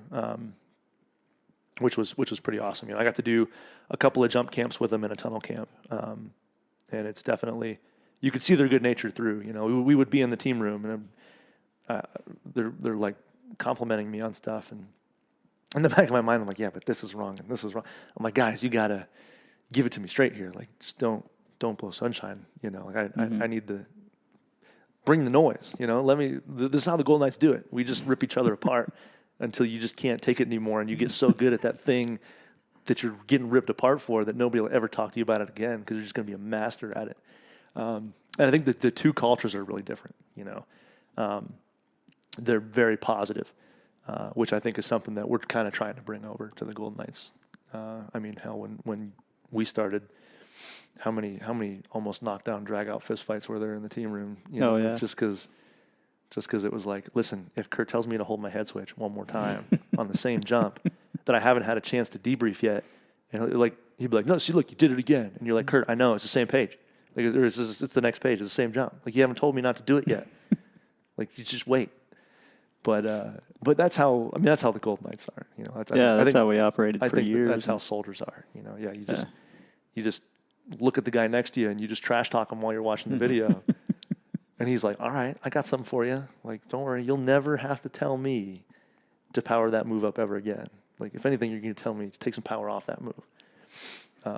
So the fact that you guys are taking some of that and, you know, instilling some change in the team, it's a tough thing. You know, we've tried it in the past. We've tried the pass the rock and debrief, and it always seemed to. I think we ended up cutting back on that just because time-wise, you know, it didn't really work for us, and it seemed to be more functional, being dysfunctional for us at the time of ripping each other apart, you know, getting straight to the point, and then, you know, maybe every now and then little, hey, yeah, nice job on that. You get the Sabaton hat. But, yeah. You know. Yeah, don't get me wrong. Like, every debrief is not like a positivity conference. You know what I mean? Like, it's not like we're rolling in a debrief every day and it's like, man, what compliment is Drew going to give me today? You're like, no, that ain't it.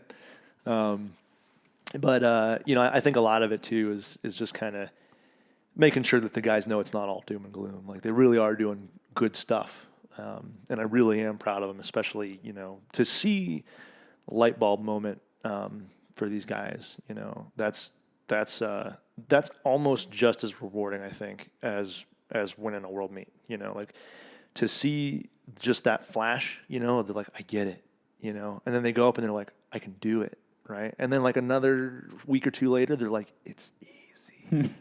You know what I mean? You're like, that's right. Yep.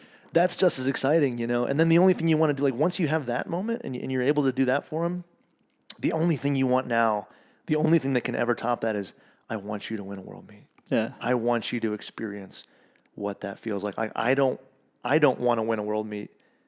I want you to win a world meet. You know what I mean? Like, I want you to have that. Like, don't get me wrong. I'm going to win every world meet that I try and go to, but it's somehow now it's less important for me to win as it is for I want them to win. You know. After you experience it once or twice, or, you know, however many times you're like, okay, it's if you're doing it just for you, it doesn't really change. Yeah. You know what I mean? But if you're doing it more, you know, for other people within your team, then it definitely changes the whole meaning for you. Yeah, and I think, I mean, that's definitely something like that 1 in 12 we won, like, together. You know, that was that's something that, you know, that's a day in my life I'll never forget. That 1 in 14, though, the one that we won in 2014, you could see everybody was like looking at Jesse, you know, like, hey, what's it feel like, you know? And then that 1 in 16, like, you could tell everybody's like looking at me, you know, like, hey, like, you got one now, you know, you got one where you were in slot.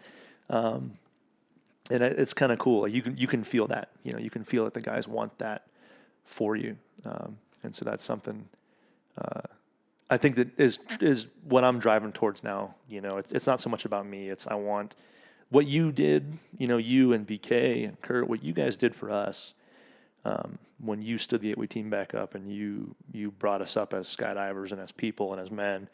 That's what we have to do now. Like, that's what's next. You know, we can't shirk our responsibility in that. You know, we have to bring up the next generation because they're going to do it for somebody else. Right. And that's how the Golden Knights are going to stay the Golden Knights. That's how our legacy is going to continue to carry on. Like, we can't let that Golden Knight legacy just die, you know. And I think that's how we do it. I hope that's how we do it, because that's what I'm trying to do. So.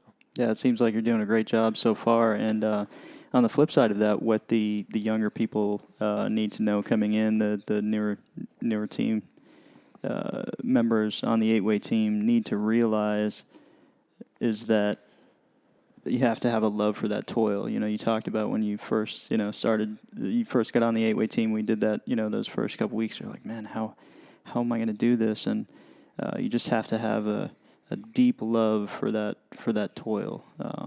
And on that, do you enjoy competitions or training more? Oh man, wow! I've never even thought of that. I think it's got to be competitions, right? I think you've got to love the test, you know, because if we're not testing ourselves, what the hell are we doing? You know, I love the process of training. You know, we have like those, like now, the July, August months, like those dog months where everybody kind of hates training. I never felt like I hated it quite as much, you know. I remember talking to Kurt about, you know, like, hey, we need to do 1,000 jumps a year, you know. And Kurt was like, well, I don't really think that's possible. I'm like, I don't give a damn if it's possible. Like, we need to do 1,000 jumps a year, you know. And this is, you know, Kurt was getting ready to transition the team. Like, I was getting ready to become the outside center for Kurt. And he's like, you know what? Good on you, dude. He's like, that's what we need. And so I enjoy the process of training because I love to get better at stuff. I think that's why I like to play golf, because it's like skydiving. It's something you can get better at. And even at some point, I think this year at some point, or maybe early next year, I'm going to hit 10,000 jumps. I'd love getting better on every skydive. Like I don't like to skydive like without a plan. I want to do drill days in the tunnel. Like I want to go just do 2-way drills. I want to do 3-set. Like I want to get better.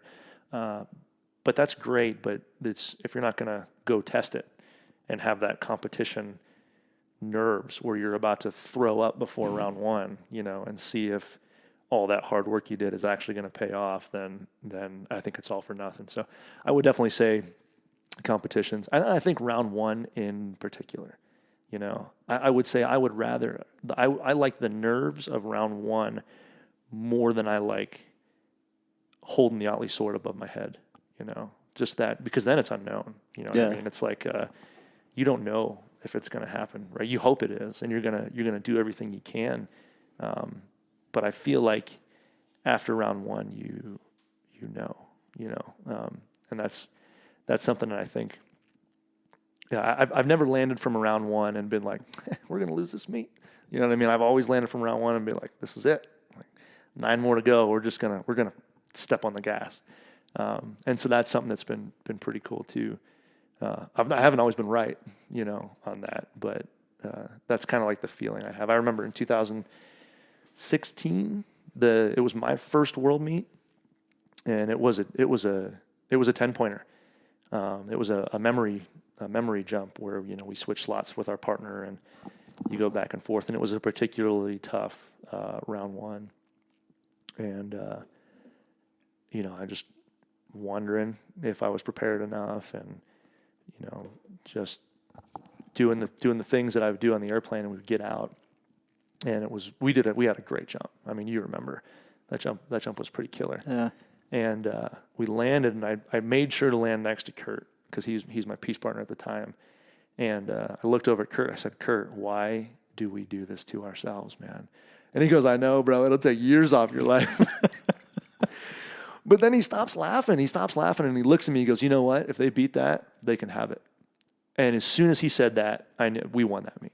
As soon as he said that, I was like, that's it. This meet, it's done.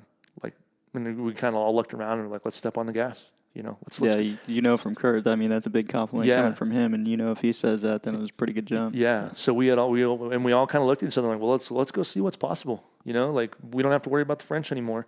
Like let's just go see what humans can achieve. And that was kind of the mantra for 16, and that was a great couple of days. Yeah, that was an incredible meet.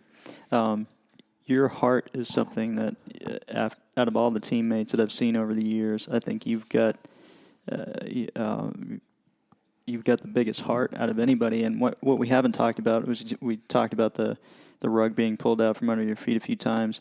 You had an injury too, and I remember I realized what heart you had, not only from the previous obstacles you had and overcame to get to the team, but also because of the way that you continued to push through with a crippling injury that you had there. And, of course, you had to have surgery after that. But, yeah, if you can tell us about that. Yeah, well, so that was the third time I had to trap for the AOE team. I never really thought of it as, I mean, you're right. It was definitely the third time that the rug had been pulled out from under my feet. So when I missed the 13th season because I was in Afghanistan. And I came back in 2014, the start of the season there. You guys had won nationals in 13, and Sean and Josh were running the team at the time, and they're like, hey, if you want your video job back, you can have it back. And I was like, Matt Navarro was our camera guy at the time, and I was like, there's no way I'm going to take that job from Matt. Like, he won nationals as a videographer. He earned his slot on the U.S. team. He's going to be the U.S. team for the world meet. Like, that's just, I can't do that. So I spent 14 as the alternate, and at the end of the 14th season, who left? Mikey. Mikey left? I think so. So we had one more slot open up at the end of the 14th season. I had to try out again, my third time, and I got the job that year, right? Or maybe a couple people had left because we had brought in. That's the year we brought on Dave and SJ. So maybe maybe a few people had left. Either way, we started the. I had been having some back problems prior to that at the end of 2014, and as I was preparing for the tryout, I had Jesse, or maybe we had just finished the tryout. But in any case, Jesse was working with Dave and I in the tunnel, so it must have been after. And we were getting ready to go to winter training, and I had asked Jesse to like really put me through the paces. I was like, hey, just basically just destroy me in the tunnel. Make it to where I'm never going to be able to catch you or whatever the drill is. Just make sure I have any chance of succeeding at this drill, because I want to fly as hard and as fast as I can and see what my limits are. And I guess I had already my disc in my L5S1 had already kind of been herniated at that point. It wasn't like really great, but it was in that tunnel session where I was flying with Jesse that it exploded, and I felt it go in that tunnel session, and we were like just getting ready to leave for the training camp, and it was the third time it was the second time I had been given a slot, and the second time I could tell it was about to be kind of pulled away from me. And so I went down to Avon Park anyway, because I was too, we had all jumped through injuries, right? Like, I'm not going to name a ton of names because some of these guys are still around, but we had guys who jumped with a broken ankle. We had guys who would tape up a broken hand at nationals, guys who broke their finger a week before the world meet and just went to the world meet with a broken finger, didn't tell anybody. We had Larry did a world meet with a severed ACL. So jumping through injury wasn't anything, right? It was. Well, it is something, and I think it's what separates people that. There's a book called Relentless by Tim S. Grover, and he classifies people from coolers, closers, and cleaners. And he said that's what separates the cleaners from the coolers, is that they're, no matter what's going on, they could be injured. They have to finish. They have to finish whatever they started. So, and one of the stories he talked about was Kobe Bryant. I think he had a ruptured ACL, and the docs were saying, he was asking the docs if they could, make some kind of, repair, on the spot repair for it. It's like, no, there's nothing we can do right now. We need to get you off the floor. And he's like, nope, I've got 2 free throws to do, and he said, so I guess he ended up and making those free throws and walking on his own out to the line and walking off the floor afterwards, but that's what separates. So that's why I'm asking about injuries and how you deal with it, and how, we don't let those kind of injuries stop us when we've got to finish and we have a job to do. And you're definitely one of those people, and I would definitely classify you on the cleaner list. Well, that's pretty badass. I didn't know that about Kobe. That's awesome.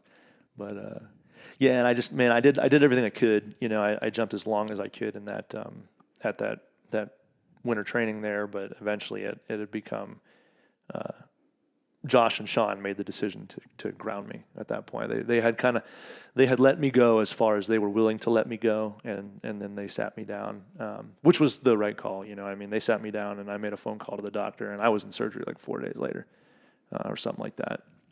And that was tough too, because I came back out of surgery, and I'm watching you guys in the tunnel meet. It was like the day or two after the surgery, and I'm watching my team go and compete without me again.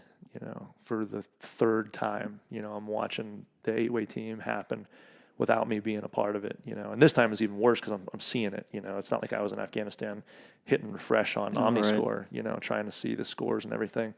And so that was really tough, but it also, like, stuff like that. It also allowed, it created the environment for Dave Flynn to thrive. He stepped in and he trained for about half a year. I think he trained all the way up through August, maybe even into September, and kept the team going at a high level, and kept us,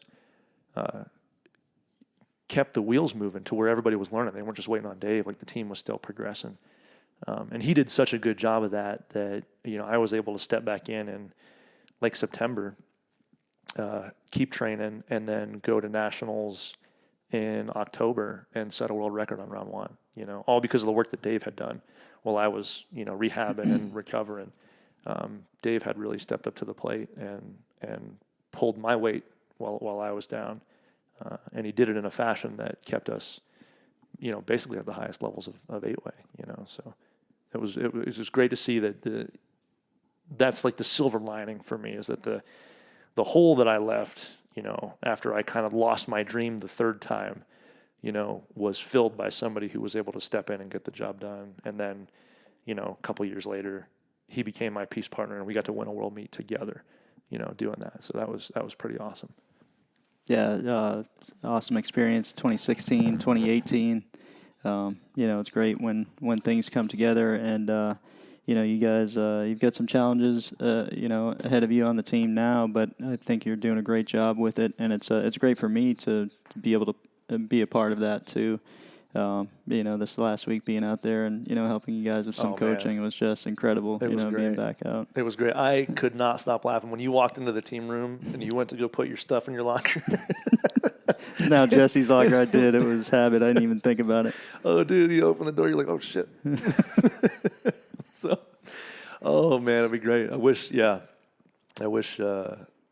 still be your locker, but it's good to see you, one with XP8, still doing kind of the sole survivor, still pushing the throttles forward on the Formation Skydiving. But this is great. It's cool to see this role too. Like, I've known you obviously as an elite skydiver and teammate, and as a technical advisor and movie star, and as a DJ. You're a man of many faces as a DJ, right? Now you've got this really successful podcast, which is just something incredible. It's awesome to watch you kind of reinvent yourself, at all the different stages. So, I appreciate that. Kudos to you, man. This is just because I'm fantastic. surrounded by good people and have awesome people to interview like yourself, man. Well, I mean, that's really the thing, right? Like, we're always there's just great people around us, like the 2010 team all the way through to the 2020 team. While each one was a little bit different, man, they were all just fantastic people, each with their own set of challenges and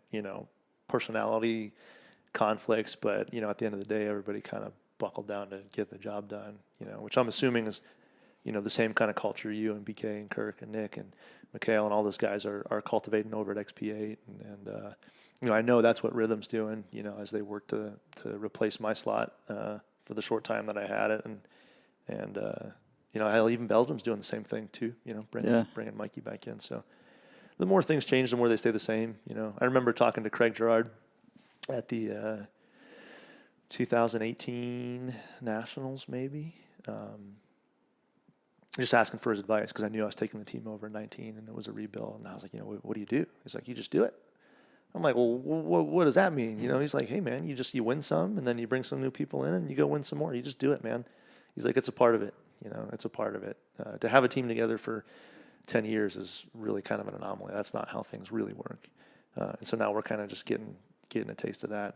And it's exciting to be a part of some of that transformation. And while we kind of fell short of the decade of excellence, I feel really confident that a new one is going to be on the horizon for sure. Yeah, I think so too. You guys are building a super strong foundation, and that's what I was going to say was that it is kind of an anomaly to have a decade of excellence. And after the first one, we had a good 10 to 15 years where we didn't win much. We struggled. We won a couple here and there, but it wasn't anything like the previous 10 years we've had up to this point. But it just kind of goes in those stages. And sometimes when you're in that decade of winning, it's easy to forget the challenges and the turmoil that we had, trying to get up to that. And then it's not easy. It takes a lot of, what you're seeing there is just the tip of the iceberg, and it takes all this work to, build that foundation and build that machine, and it just, it takes that investment and that hard work, and you guys are off to a great start. Well, thank you. Yeah, thank you. Yeah, they say winning covers up a lot of deficiencies, right? Like, it's easy to be blind to the stuff you got to work on when you're winning. So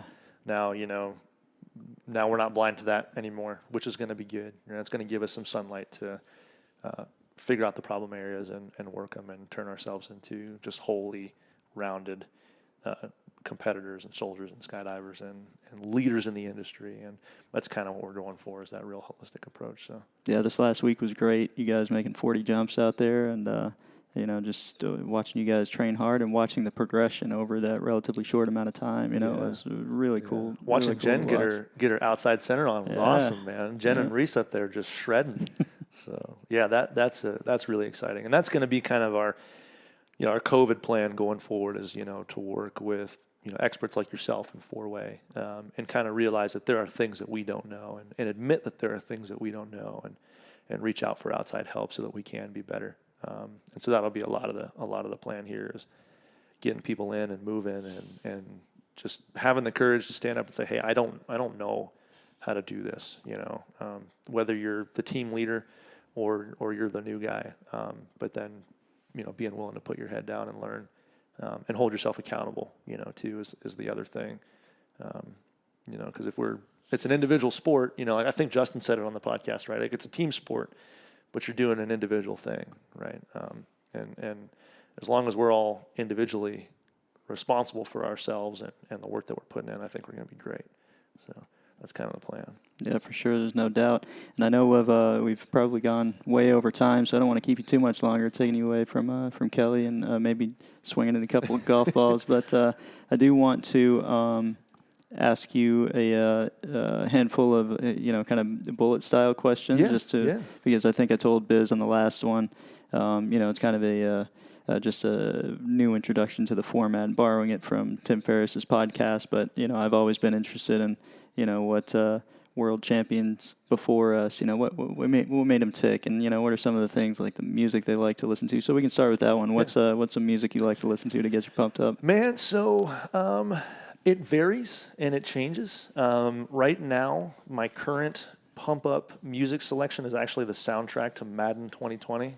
It's some pretty cool, like, it's rap that's geared towards football. That's interesting. I'll have to check it out. It's geared towards going and hitting somebody, making some money. Like, it's working for me right now, but it changes. It's kind of whatever the mood I'm in. I will say I've never been like a music during a meet kind of guy. Like, I've never thrown a pair of headphones on and zoned out. I feel like I need. I don't want to be zoned out. Like, I don't want to be zen. Like, I want that nervous pressure eating at the back of my mind. I don't want to take my mind off the jump totally. I don't want to like focus on it until the wheels fall off, but I want to be just a little bit scared in the back of my mind. Like, I don't want to be that zen guy. So do you think without headphones, you're just taking in more stimulation of your surrounding environment? I think so. I think like it doesn't allow me to like just drift off into Never Land. Like, it doesn't allow me to just kind of listen to music and be chill. It kind of makes me kind of listen to the conversations that are around me, kind of makes me prep and rehearse in my mind a little bit more. And it kind of keeps me in tune with like what's going on. I like to hear the canopies land in. Like, I like to know that I'm in this environment where while I'm in Tent City and I'm with my friends, and international skydivers are the greatest people ever, and I'm all their friends, and I'm definitely going to have a beer with them, but I'm going to have a beer with them after I win, and that's I kind of need to make sure that I'm on that edge a little bit. And I think it lets me goof around a little bit and stuff like that, but kind of just keeps me in the process, knowing that I'm there to do a job. I'm there to beat people, and then I'll listen to as much music as I want to after the thing's done. Oh, that's great. Oh, before we miss out on this, you had some fun with me after the 2012 World Meet. I was going to bring that up. Just tell us something about that story. We can't get out without talking about this. Oh, man, I'll tell you as much as I remember. I mean, who wins their first World Meet and just doesn't knock a couple back? All I know is that, we were newly crowned world champions, and at one of the most just exciting, impressive skydiving venues in the world, we got to hold the Atlee sword over our head. And with that comes some champagne for sure, And at the after party in your room, somebody, it wasn't me, somebody said that all the furniture and the appliances and basically anything that wasn't bolted down in the apartment belonged in your bedroom, along with the toilet paper, which is not supposed to be on a roll. When you're having a celebration, the toilet paper is supposed to be off the roll. I don't know why I decided that, man. It's one of the few things I look back and go, yeah, that probably wasn't like the nicest thing to do. At the time, I was pissed just because we were kind of exhausted from competition and then the party, and it must have been 2 to 4 o'clock in the morning. I mean, we had to have been up for like 20 hours at that point. Yeah. So I'm just wrecked, and I'm getting ready to go into the room, and I see furniture on my bed. Like the nightstand and some chairs or something, and toilet paper all over the place, and I'm like, son of a dude, what? Didn't everybody? Wasn't Josh like really concerned about people taking the glasses out of his room because he didn't want to get charged for the missing glass? So he made everybody bring their own glass. Oh, that's right. But then everybody left their glass in his room, so he had like 40 rocks glasses in his apartment at the hotel there, and he was like, "Oh, I've made a huge mistake." Oh, that's great. Yeah, those kind of stories, man. That and the Easter biscuits. The Easter biscuits. That's right. I'm usually good for one good party a year, and it generally either happens at a World Meet win or a Golden Knight reunion, which are luckily on off years. Like they're not on the same year.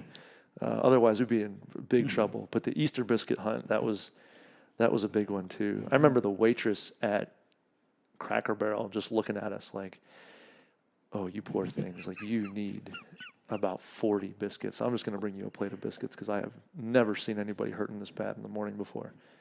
So yeah, it was the Cracker Barrel waitress that got you. You guys thought that I needed some biscuits. Well, dude, there was no way we were going to eat them all because they're literally. I mean, it was a tower. Like it was the great freaking. I know this is not R-rated. It was the great biscuit pyramid of Giza. I mean, this thing was huge. And we really did eat as many as we could because we needed them. But, yeah, we must have filled up like 2 or 3 to-go containers just full of. But weren't you finding them for like years? Yeah, I was about to say, I was just finding those things for years, man. I found one in the jacket pocket or something that I haven't worn for a while, or maybe it was a bag or something. I can't remember that. And that reminds me of the dirty bum sock, too, or was it a dirty bum flop or something? Oh, it's a dirty bum everything. I mean, yeah, everybody who's in our inside jokes. So we at the end of a nationals or something in Eloy, we gone out, and then in our hungover state the next morning, the waitress brought us a bunch of the biscuits to soak up all the booze in our system, I guess. And we had more than we could eat, so we just shoved them in Matt's luggage, his clothes, his toiletries, just basically anything that belonged to Matt. We stuck a biscuit in, and just like the most obscure places too, So. Easter biscuits. Yeah. Yep, so great. I got you back a couple times. I think I got you the dirty bum sock not too long ago in your antenna or something. Dude, right? I feel like I am always the most gullible recipient of the dirty bum sock. Like I'm never expecting it, and it's always a good one, and I never have a clue who it was. So yeah, there's definitely. I think if anybody's been gotten with the dirty bum thing, whatever we picked up off the ground that just happens to be gross and laying there, and throw it in somebody's gear bag or helmet bag or something. It's usually me before it's anybody else. Great stuff, man. Favorite book? Oh, wow. Man, I see. This is where I should have studied. I don't know. I don't know if I have really a favorite book. I bounce from genre to genre a lot. Lately, I've been reading a lot of, I will say a book that's kind of been helping me is a book called Every Swing Has a Purpose. And it's like a golf psychology book, because that's my other kind of love and hobby is golf and getting good at golf. And it kind of approaches the mental aspect of the game and what you're going to do. You're not just swinging the golf club to just blindly and without, with reckless abandon, you're swinging the golf club to hit the ball to do a certain thing. And as I read that book and I try and get better at golf, you can almost draw a parallel line.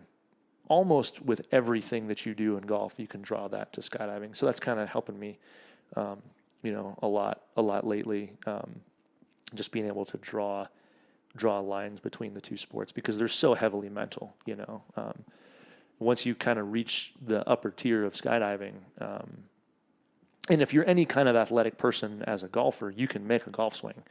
You have the biomechanics to be able to do it perfectly. It's just, can your brain control your body to do the thing? Which is kind of the same in skydiving. Can your brain see and interpret the data to be where you want to be and do the thing that you want to do? And so that book is kind of helping me along with the reasoning why, we're doing everything. And to break things down too. Not just like what is my existence, man, but like, why do I want to get off the airplane with this presentation, or why do I want to apply this complementary force in a block move? And if I'm doing anything but that, is it helping or hurting, what we're trying to achieve? So I'll say that's my favorite book right now, if that satisfies the question. Yeah, absolutely. What's your favorite quote? Oh, man. Boy. So we have a bunch of them hanging around the team room. And there's a couple, and I'm probably going to butcher both of them.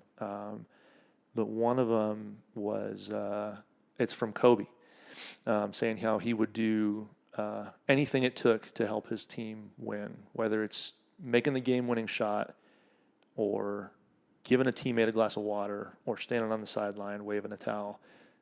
That's what he was going to do, to make his team win. And I think that's the one that probably most applies to us, because the roles can be so varied and different. If you ask Josh, it might be the Muhammad Ali one where he talks about hating training but loves winning. But no, I think for me that's it, right? Because that speaks to how you need to be selfless if you're going to be a member of a team. How you need to put, in our case, the other 8 people, well ahead of yourselves, to make sure that our communal dream is going to be realized. Yeah, Tim Grover talked about that in that book, Relentless, too, about Kobe and Michael and them doing that specifically. He said they were, at the end of practice, they'd be the type of guys that would get there earlier than everybody, leave later, and then they'd help clean up however possible. They'd help put up all the basketballs or take out the trash or did, whatever the team needed. So I like to go back to that book quite a lot. Yeah, it's I'll a pretty check that powerful out. book. Relentless, huh? Yeah. I'll definitely. That's going on my Amazon list when I get home for sure. Nice. Yeah, definitely recommend that one. What's your favorite movie? Oh man, Top Gun, hands down. See, this one I know. Yeah, hands down. Matty A, Top Gun. We used to sit in tryouts, and it was before the iPhone and stuff, so we would just say the line. We knew the lines just backwards and forwards. At that time, we did at least, and we would just say the lines. Just while we're sitting there rolling Wheaties or like shining or something, whatever menial task we were doing. We were always talking Top Gun. That's still to this day. Yeah, I can't wait to see the new one, man. The new one looks good. It's going to be fantastic. Yeah, I'm really excited. Awesome, buddy. I've had a great time talking to you. Thank you so much for coming out. And just have one more question for you. What general advice would you have to offer those who are looking to embark on a champion's journey of their own or continue building on their success? Man, success is probably not the way you envision it right now, I think. Success takes on, for me when I started, success was this thing with being on the 8-way team. And I took a long route to get there, and it didn't look anything like what I thought it was going to look like at the very start. So I think as long as you kind of trust that you're not going to give up on yourself, and know that while it may not look exactly the way it looks in your mind, if you keep working at it, you'll reach a measure of success that will, I think will have met what your kind of initial qualifications were. It may not look exactly the way I thought it was going to look, but it feels and acts and achieves the same thing that I initially wanted when I set out for it. It took on maybe a longer road or a different road. So be open, I guess. Don't quit and be open, because success comes in many shapes and forms.